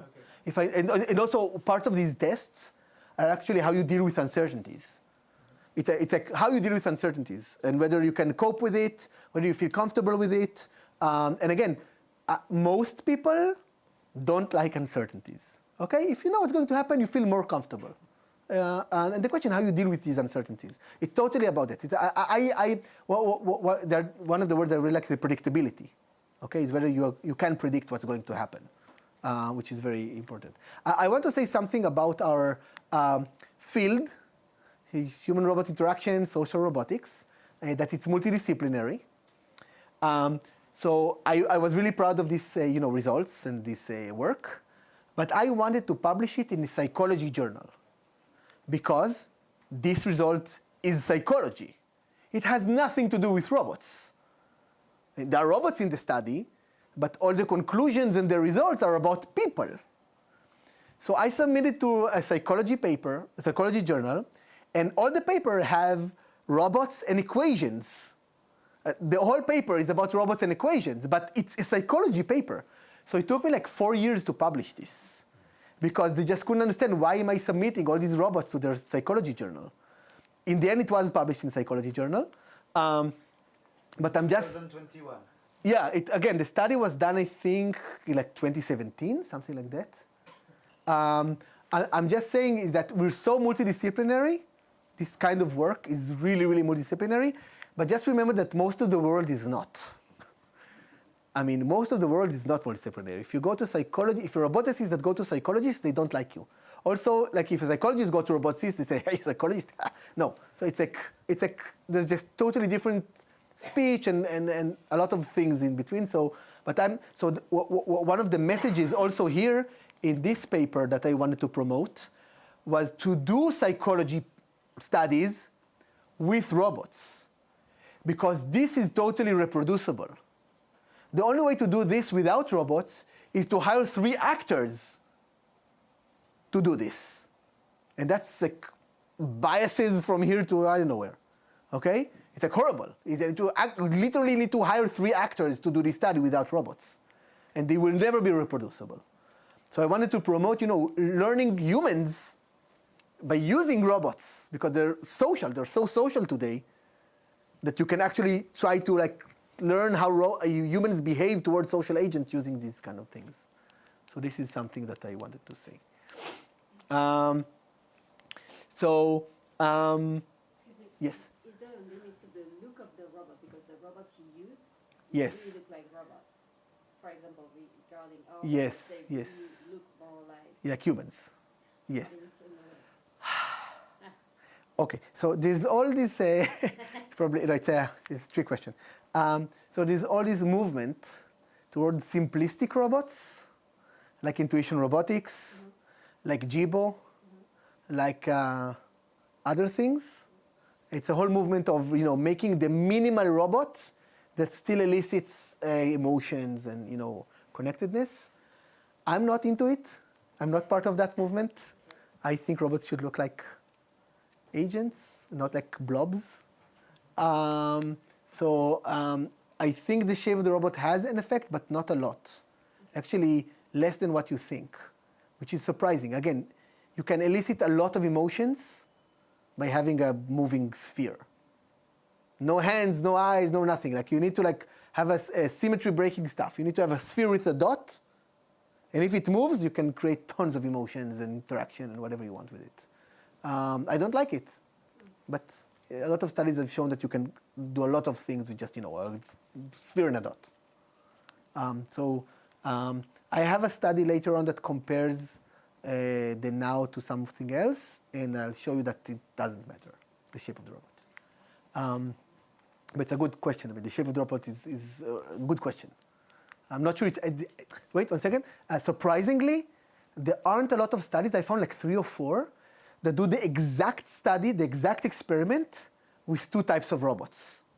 There are very, very few, like 3 or 4. I couldn't find anything. The exact study, not, related. Just the study question will be, do this interaction with, this kind of robot or a blob? I don't know. No one did it. It's very, very rare. So it's not that I don't know the answer, we don't know the answer. Yes. Yes, in the field of human-robot interaction, engagement is a very important concept, and a lot of Yes. also tools created to measure it.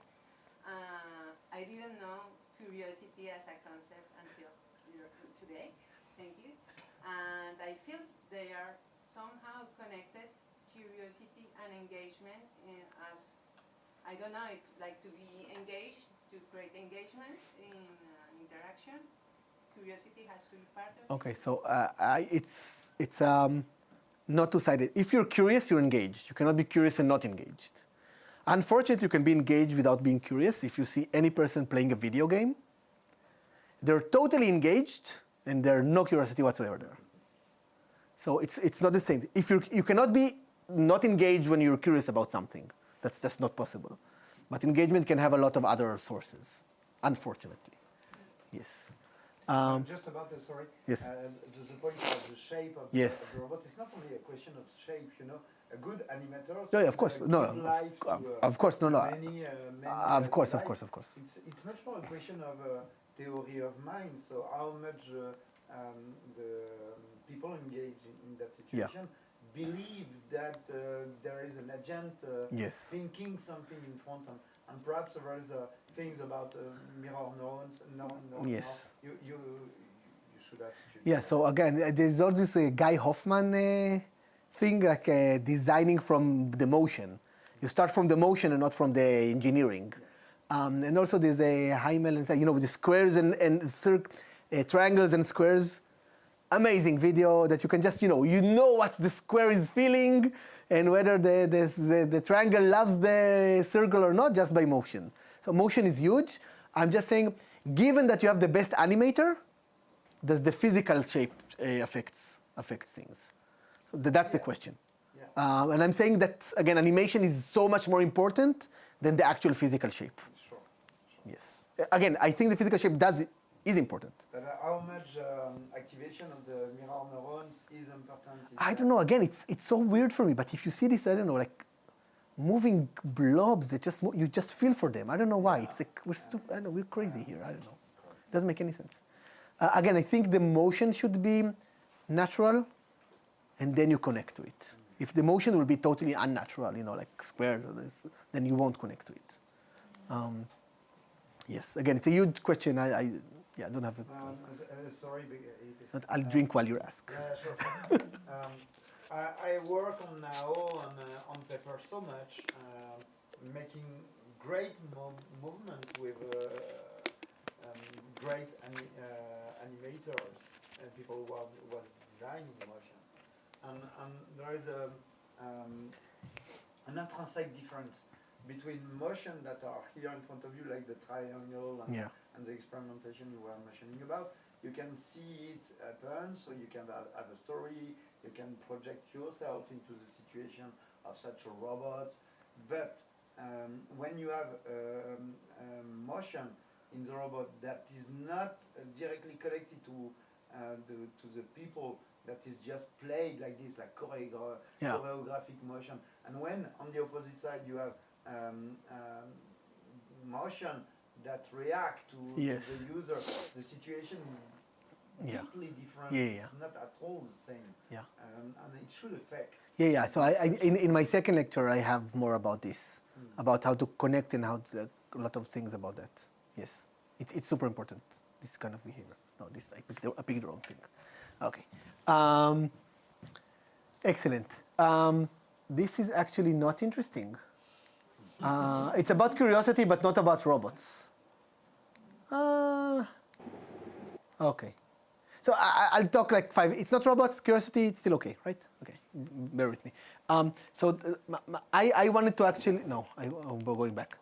So I wanted to measure curiosity. I wanted to have like a test for curiosity, like IQ or like creativity and stuff like that. So the problem with these robots is that it's not scalable. You can't do it to like 1,000 people now. It just doesn't scale. So what I did, I invented computer games that measure curiosity.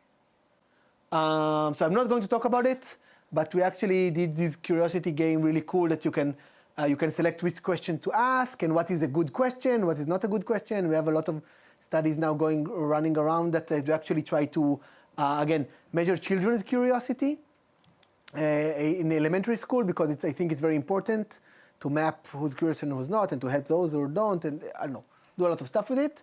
So we're doing like a really big study now in schools where we focus on the child and we make the parent and teacher part of the study and to try to understand, we call it the curiosity map, to have like everybody in the child's life answer curiosity, who's curious. If the parent is curious, is the child more curious? Or if the teacher is curious, the child more curious? Or to see what's going on there. So we're doing a huge study of that. Never mind, no robots. Robots, someone asked me about small groups. Okay, so okay. Actually, I think we stopped with curiosity, and I'm moving to other stuff now, okay? I mean, a lot of social robots, but not curiosity. So before we go to small groups, one second. I know I skipped one thing, which is important, this one. Okay, so unfortunately, there are other things other than curiosity. I discovered it. It's annoying, when you're a professor of curiosity, you just want that everything will be curiosity because then you solved everything. There are other things other than curiosity. I discovered it, it's horrible. So you know what growth mindset is? Carol Dweck? Yes, you want someone to translate it to French or something? Okay. Okay, so 60 seconds on growth mindset. It's the biggest hype in education now. Okay, there are two mindsets. Mindset is what you think about the world. There's a fixed mindset. You think everything is fixed. I'm stupid. I will always be stupid. Nothing will change. Or, which is very funny, but gifted children have this problem. I'm smart. I will always be smart. I will never fail. And that's also a problem. But it's not only what you think about yourself, what you think about others. He's stupid, it will never change. So that's fixed mindset. Growth mindset means if I try more, I learn more, I invest the time, I can change and everybody can change. And the mind is malleable and you can change and learn. Guess which one is better. Okay, never mind. Growth mindset. Books have been written on how to promote growth mindset. Literally books, lots of books. One of the most important thing is to congratulate the process and not the results. So if you succeed in something, it's not, wow, you're so smart, but you worked hard, you learned hard, or if you fail, not you're stupid, but okay, let's try more, let's see what we can learn from it, to congratulate the process. So once you know how to promote it in people, why not use robots to promote it? So we put the growth mindset in child, so children played with the robot with a growth mindset and with a non-growth mindset, again, promoted growth mindset. But what is cool is that they both increase in growth mindset, both on how they reported about themselves. It was a really cute questionnaires. but also behaviorally, and this is very, very important.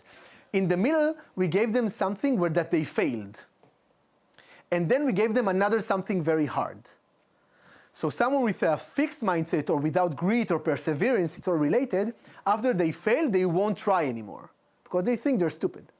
And people with grit or perseverance or growth mindset, after they fail, say, aha, I will try harder now, okay? And what we showed is that people, children that played with the robot that promoted growth mindset actually tried harder than children who played with this non-growth mindset, okay? This won the Best Paper Award in HRI in 2017. I don't think it's a good paper, but the implication in education is huge because growth mindset is like one of the best predictors of well-being of children and success in life and like really tons of stuff.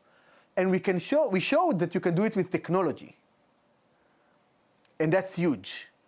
It means that, and we also did a very long-term study, which I don't have the results yet, but it also lasts after you stop playing with the robot. So I'm just saying it's a very, very powerful, again, education and to promote things that are really, really important, okay? So this is something I wanted to talk about. And then we go back to not curiosity. I can do that. Yes, okay. No, I need to find a place. Okay, this is the place. Okay. Yes, yes, yes. Okay, one last thing about curiosity.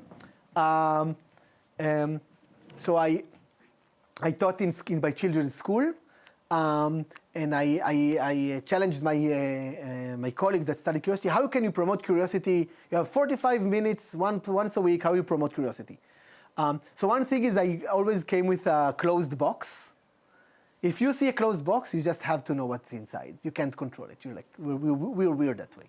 But the second thing I did is the first 15 minutes was just ask question. Whatever question you want, just ask it. And then to promote it, I gave them points. 1 point was whether it's a well-formulated question about science and stuff. 2 points if I don't know the answer.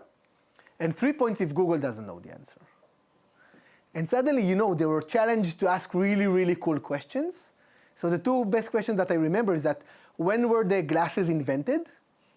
So if you ask Google, they don't know when it's invented, they just know when it was first written about. Okay, like 13th century or something. And the second question which I love is how high can a bird fly? And again, if you ask Google, then they will tell you what's the highest place that the bird was watched flying. But how high can a bird fly is an engineering question. Biology and engineering question. It's not, observational. So again, I should just, it's a way to promote curiosity. Okay, let's move to not curiosity. So the best way to learn is it's a small group of peers. I don't know if you know it. I looked for recent studies that show that learning in groups is the best way, and I couldn't find any. You know why? Because it was proven like 2 decades ago, and no one cares about it anymore. They don't need to do any more studies. The best way to learn is a small group of peers. You need to have sometimes one-on-one, and sometimes like a lecture, but the best way to learn is a small group of peers. But sometimes a small group of peers need help, okay? So that's why I started this project called the Robot Facilitator, which is facilitating a small group discussion in these children, in these people. So what we have here is each one is answering, yeah, never mind, it's in Hebrew.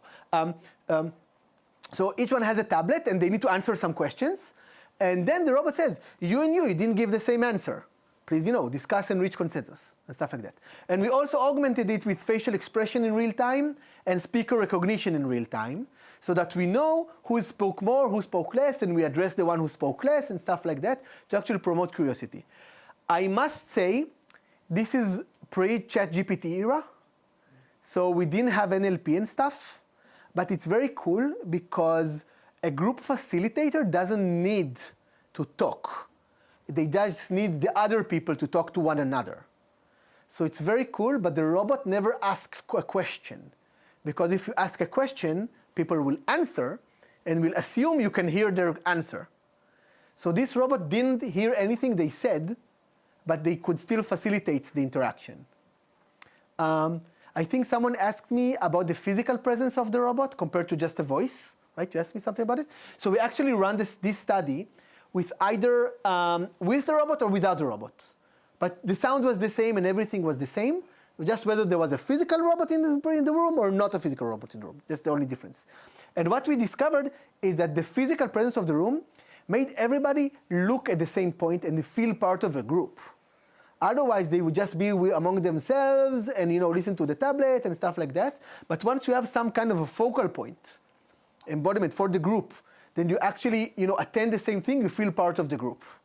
If you have like this kind of focal point in the middle. So the embodiment, the physical presence of something, is very important to actually make a group, because otherwise they can run around. So that's something that we discovered here. So we did this kind of study, but then I wanted to move to children, because again, I had this transition to children, because I had children, lots of children. So we moved to, again, the robot. I'll talk about this robot in a second. Robot facilitating to children. These are my kids, obviously. And I made a study, and everything was cool. And then March 2020, no schools, no nothing, pandemic, nothing. Everything was closed. So I did a pivot, like every start. How many pivots did you do? I know, need to ask Jerome. How many pivots? Every start needs to do a lot of pivots. So I did a pivot. And I changed from a robot to an avatar. So now I did an avatar facilitator of small group discussion in Zoom. But it's exactly the same thing, right? You know who's talking and who's not talking and all these things. You don't have the physical presence, but no one had physical presence at that time, so that's okay. And now I've been doing it for the last 3 or 4 years. And we have this, and again, we have these really cool behaviors where you address the one who's not talking. And if someone is talking too much, you say, shut the fuck up. No, we don't say that. We say, let's hear other opinions. And we have a lot of behaviors, and we know who's talking. And we compared with the avatar and without the avatar, and we showed that actually it's not only that they interacted more, they actually felt that they listened more and they were listened to more, and that the group interaction was better with the avatar.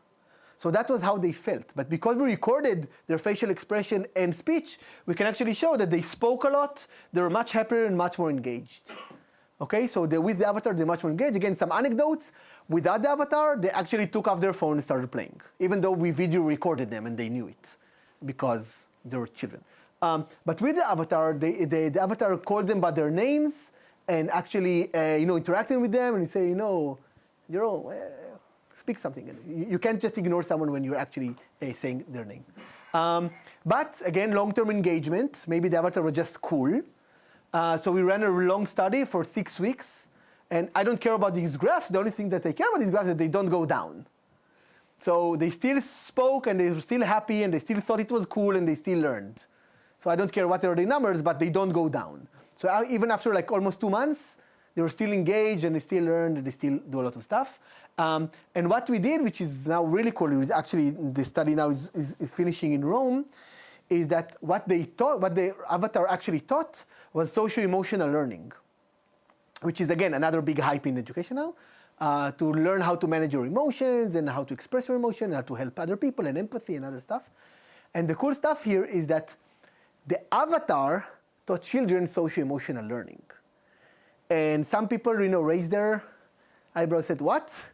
An avatar teaches my child how to emote and how to talk about their emotions. And this is something really cool, which we'll also discuss in the second lecture. But I interviewed the children after this kind of interaction. And one of the children didn't speak while during my interview. And I asked, why don't you speak? And the other children said, he's shy. And then I asked, were you also shy with the avatar? And he said, obviously not. Why should I be shy with an avatar? And that's something I want to answer a question that usually I'm asked, is whether a robot is better than a teacher, than a human teacher. No judgment. Huh? So my official answer, obviously, no. Humans are cool or important because, I'm recorded. But my unofficial answer is that, there are good teachers and bad teachers and everything in between. So a robot is probably better than a really bad teacher. I think a good teacher is the best thing that you can have in life. Like a really, really good teacher transforms your life, and that's amazing. We call that an enchanters. The enchanters, exactly. And they're rare. They're very, very rare, and they're super powerful. They're like major magicians. But there's one thing that I know of from all the studies, and again, we'll talk about it also in the next lecture, is that the robots are better than humans. Like just better, just categorically better, is that people don't feel threatened by them. They don't feel judgment. They know there's no bias. So they feel more open with these robots than with people. And even the best person, you still have biases, gender biases, society biases, cultural biases, you always have biases. And for robots, you just don't have this. Okay, for example, in this group, if a robot tells you, you, speak, then if a person will tell you that, you say, oh, he hates me, he doesn't like me, I don't know. But if a robot tells you that, it was programmed. Maybe the programmer doesn't like you, but the robot likes you. Okay, so you just can't, assume any biases in the robot, and that's categorically just better than a human. In some places, sometimes you want biases, you want the human connection. But in teaching and in some kind of these kind of interactions, you want to not have any judgmental aspect to the interaction. And that robots are just better than humans, which is very, very cool to find one place they are. Regarding the shape of the robot. Again, multidisciplinary, super multidisciplinary. I collaborated with Dr. Goren Gordon, who's a linguistic and teaches the roots of the Hebrew language. Never mind, there's such a thing. Usually it's taught in like 10th grade, but she wants to teach kindergarten children these things. And she invented a really cool, playful way to teach this kind of thing. So she went to the Ministry of Education, and they said, okay, that's amazing, but how do we clone you? You're the only one who knows to teach it. So she came to me, and I cloned her. So I took the entire setup of what she said and put it in a robot. And then we had children learn these Hebrew roots. And the crazy thing is that they don't know anything about it when they start. Okay, like 20%, it's so low. But after 5 interactions of 20 minutes, they're like at 85%. I never saw such a huge improvement ever in any paper. It's huge. Because they didn't know anything before, and now they know amazingly. And what is cool is that it's with a group. So it activates like the entire group. And we asked something about the physical shape. We actually compared the exact interaction between this kind of robot and now. So now is 10 times more cool. It looks like a robot, it behaves like a robot, but it costs 100 times more than this robot. And what we discovered is 2 things. First, the learning gains were exactly the same. So you don't need a very super cool, crazy, amazing robot to teach. They obviously liked their now more, but they learned the same. And now I'm coming from the educational perspective. I want to put a robot in every classroom. I cannot put a now in every classroom, but I can put these very, very cheap robots in every classroom. So the learning gains are the same. So that's something very interesting. Okay, there's another language with roots, which is called Arabic. A little bit more people talking that language. And again, we're now doing it for the 3rd year in 1st and 2nd grade. And this is crazy because we have a linguistics student that programmed. We have this no-code kind of stuff, which I'm going to talk about if you want, which programmed the robot by herself and ran the study by herself for 2 months every day in the classrooms. And again, they learned from 23% to 85%, and they learned like crazy, and they were very, very enthusiastic. I love to sing. 1 second. No, stop singing. Again, how much time do I have? I feel like I'm running out of time at some point. Do you know? 15 minutes. What? 15 minutes? 15 minutes and Q&A Okay. Or Okay, 15 minutes is good. 15 minutes is excellent. So I want to talk about this robot, but first, to sing. I have a startup. Yay. Okay. It's called Curiosity Robotics. Surprise, surprise. So the point of the robot is to teach English as a second language to toddlers, age 2, 3, 4. So this is the robot that we built. Okay. So the pedagogy comes from a company called Helen Doron. She has 1,000 schools around the world. Because something that I learned during my entire studies with robots is that one of the hardest things is content, not the robot. just to have something interesting for the robot to say is the most time-consuming thing ever. And I learned for at least 2 examples where the robot just failed because of content, not because of the robot. It's huge.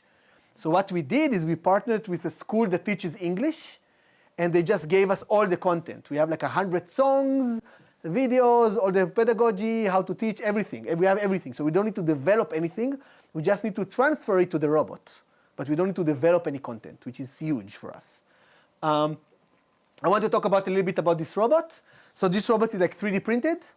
And one of the cool things about it, which is something that no one has, is a changing character. So as you can see, it has, you see, it's yellow here. It's fuzzy. And this is Tutti. And we have Blue Jay, sorry. So with the same price of the robot, because what's costing the robot are the motors, you actually have changing characters. And again, long-term engagement is the holy grail. And what we want here is to actually have always a different character. And what you change is the skin, but with it, the voice and the personality, which is very easy to change because it's software. So we actually changed like the characters, and that's what part of the concept of increasing long-term engagement. But what we did the study here is for this age group, and again, it's a very unique age group because it's hard. There are, again, no studies with this age group because no one wants to do hard stuff. In academia, is that you can't leave the robot and the child alone. One of them won't survive. That was a joke. And so you also have the parent also. So what we had is the triadic interaction. The parent, the child, and the robot also interact with the parent, so together. And what we were interested here, again, AI for good, is to improve the interaction between the parent and the toddler. The robot is a tool to improve the interaction between the parent and the toddler. So that was interesting for us. So we compared this to a tablet. We had the parent and toddler playing with the tablet, the exact same game, and the parent and toddler playing with a robot. And what we showed is that when the parent and toddler playing with a tablet, they don't interact. They both look at the tablet. They don't care for one another. But when there's a robot, again, exactly the same interaction, they have a lot of more gaze and more scaffolding, and they're happier, and there are a lot of other stuff between them. Yes. I think, yes. Okay. Okay, so I will talk about this. So what is, this is something, again, something very interesting that, again, no one's doing, and I don't know why. And you asked about the data and the time millisecond stuff. We have a lot of data here. We video coded like the entire interaction with facial expressions and utterances and scaffolding and pointing and whatever you want. You have, I don't know, like 30 measures of code. And because we video coded it, you have the time series of it. For like, 20 minutes of interaction. That's tons of data. And what we can have for the first time that I know of is we can measure causality. Usually you measure correlation. If you do this, then this happens, but it's correlation. Here, when you have time series analysis, you can measure causality. This happens before this, and when this happens, and this causes this. And you can actually measure this. There's a called Granger causality, and there's some kind you can measure it. So what we measured is the causality between all of these things, and what we discovered is something very cool. The robot tells the toddler, pick up the lemon. Okay, there's a lemon there. Pick up the lemon, and the toddler picks up the lemon. But what we showed for the causality analysis is the child doesn't pick up the lemon because the robot says so. There is no connection between the robot says pick up and the toddler picking up. It passes through the parent. The robot says pick up, the parent talks to the child, interacts, scaffolds, do stuff, and then because the parent is doing something, only then the toddler is doing it. So because of this causality analysis, we can see that the parent is actually a mediator in this interaction. And again, we couldn't discover it just by looking at the video. Here it's like really data from 20 parents, each one doing 20 minutes discovery, and we have like every half a second data point. So we have a lot of data, and we can actually measure this kind of causality analysis. And again, this is something super important to know what's actually going on in these kind of interactions. Question, the chat, yes. maybe, okay. Is there any form of addictions when the child is used to see him? What? The first form? Is there, I don't know, it's only a sentence. Okay, maybe the people... No, just I didn't hear. Is there? Just repeat the question. If there's any form of addiction when the child Addiction? sees the robot. Yeah. Addiction. To the robot, I guess. Okay. Again, excellent question. I'll answer another one. So I think I know. I think I know why the question is coming from, because of the tablet that I mentioned. So I'll tell you something about tablets. They're horrible. So for example, you saw a lot of studies when we had the child, the robot, and the tablet, right? After 30 seconds, the robot was just not interesting anymore, and the child just played with the tablet, which is just unbelievable because it's a really cool robot. But the tablet is such a magnet for attention, it's just crazy. The only reason I succeeded in running these studies is that I locked the tablet whenever the robot was moving or talking, because otherwise the child will just play with the tablet. So that's crazy. So this is a form of addiction totally. I never saw any addiction to, we wish we'll get to this point when the children are addicted to the robot. We're so not there, not even close. We just want them to want to interact, not addicted, just want to, we're so not there. It's so far away in the future. Okay, so I will talk about the irrational robots, but I think in my second lecture. So because I'm doing curious things and I'm in engineering, I also did this Curious Data Scientists, which is using curiosity algorithms for data science, but it's just not interesting. I think I'm done. Yes, I think I'm done. Is that okay? I'm done? Yeah. Okay. Okay, I'm done. Bravo. Thank you. Excellent. Questions? Other questions? More questions? I know you asked during the talk, so that's like okay. So as I say, I'm here for the rest of the day or something. If you have more, yeah, you have, yeah. You said that there was no bias or no judgment for some of the studies, and they were pre-ChatGPT. We can see in some of the analysis of ChatGPT now there are bias in what is generated by the AI. Yes. Do you think this will change this kind of results? So again, with ChatGPT, again, it's always the data. On all of these things, it's always the data.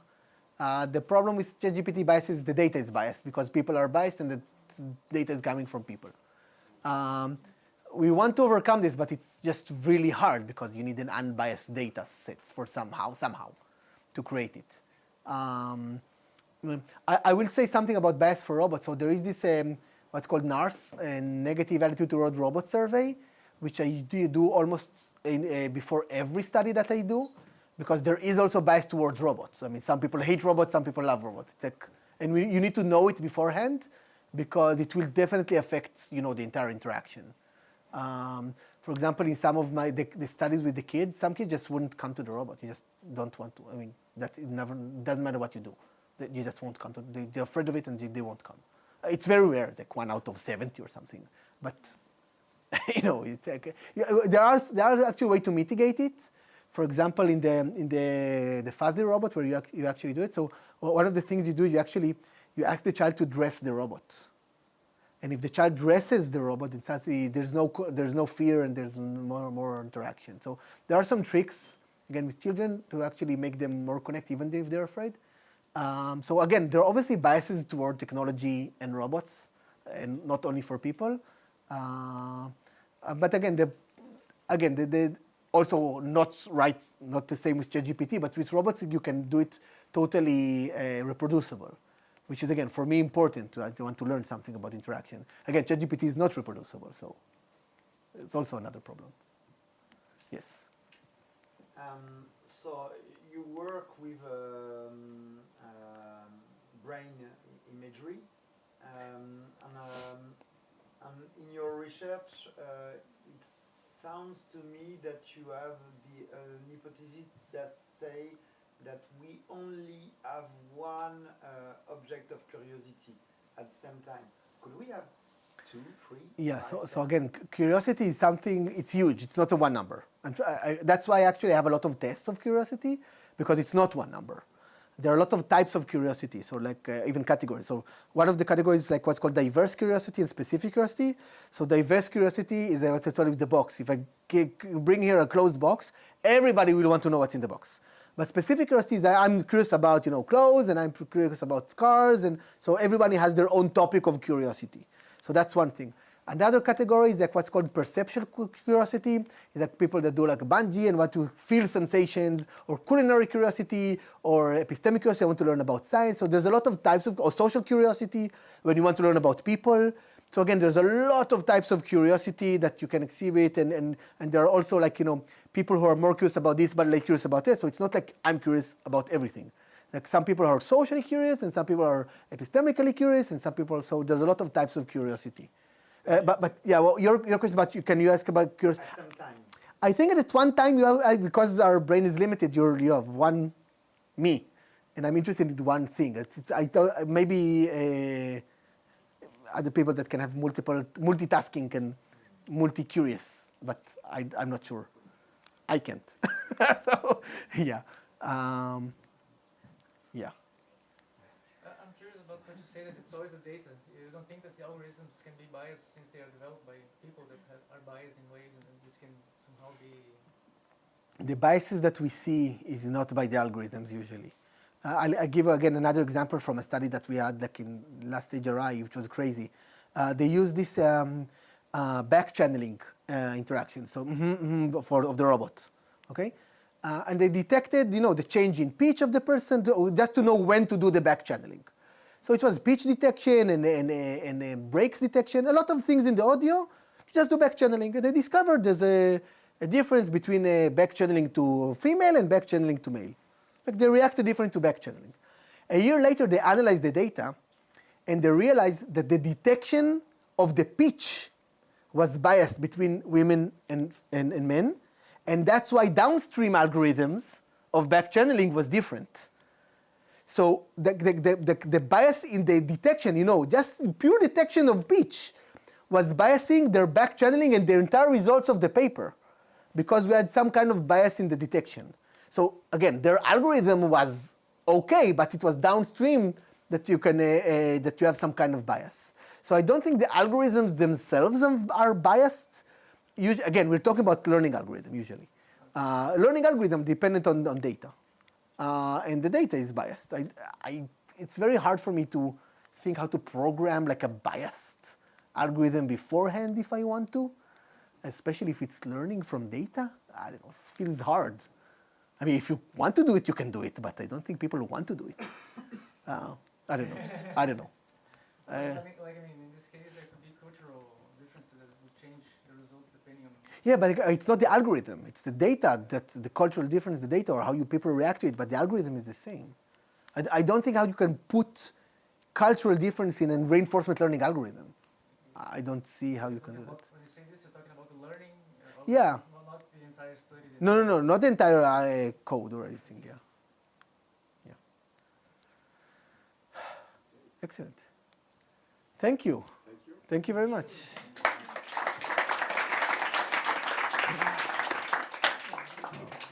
So during the introduction, I forgot to mention something that is pretty interesting about curiosity, which is that curiosity etymology is coming from care. That's cure, in French. So that's very strange to see that, but that's a good news for us. Thank you. Et on se retrouve à Thank you. 14h30 pour la suite. Did you appreciate? Yeah, it's amazing, really cool. Si vous- There's so much question.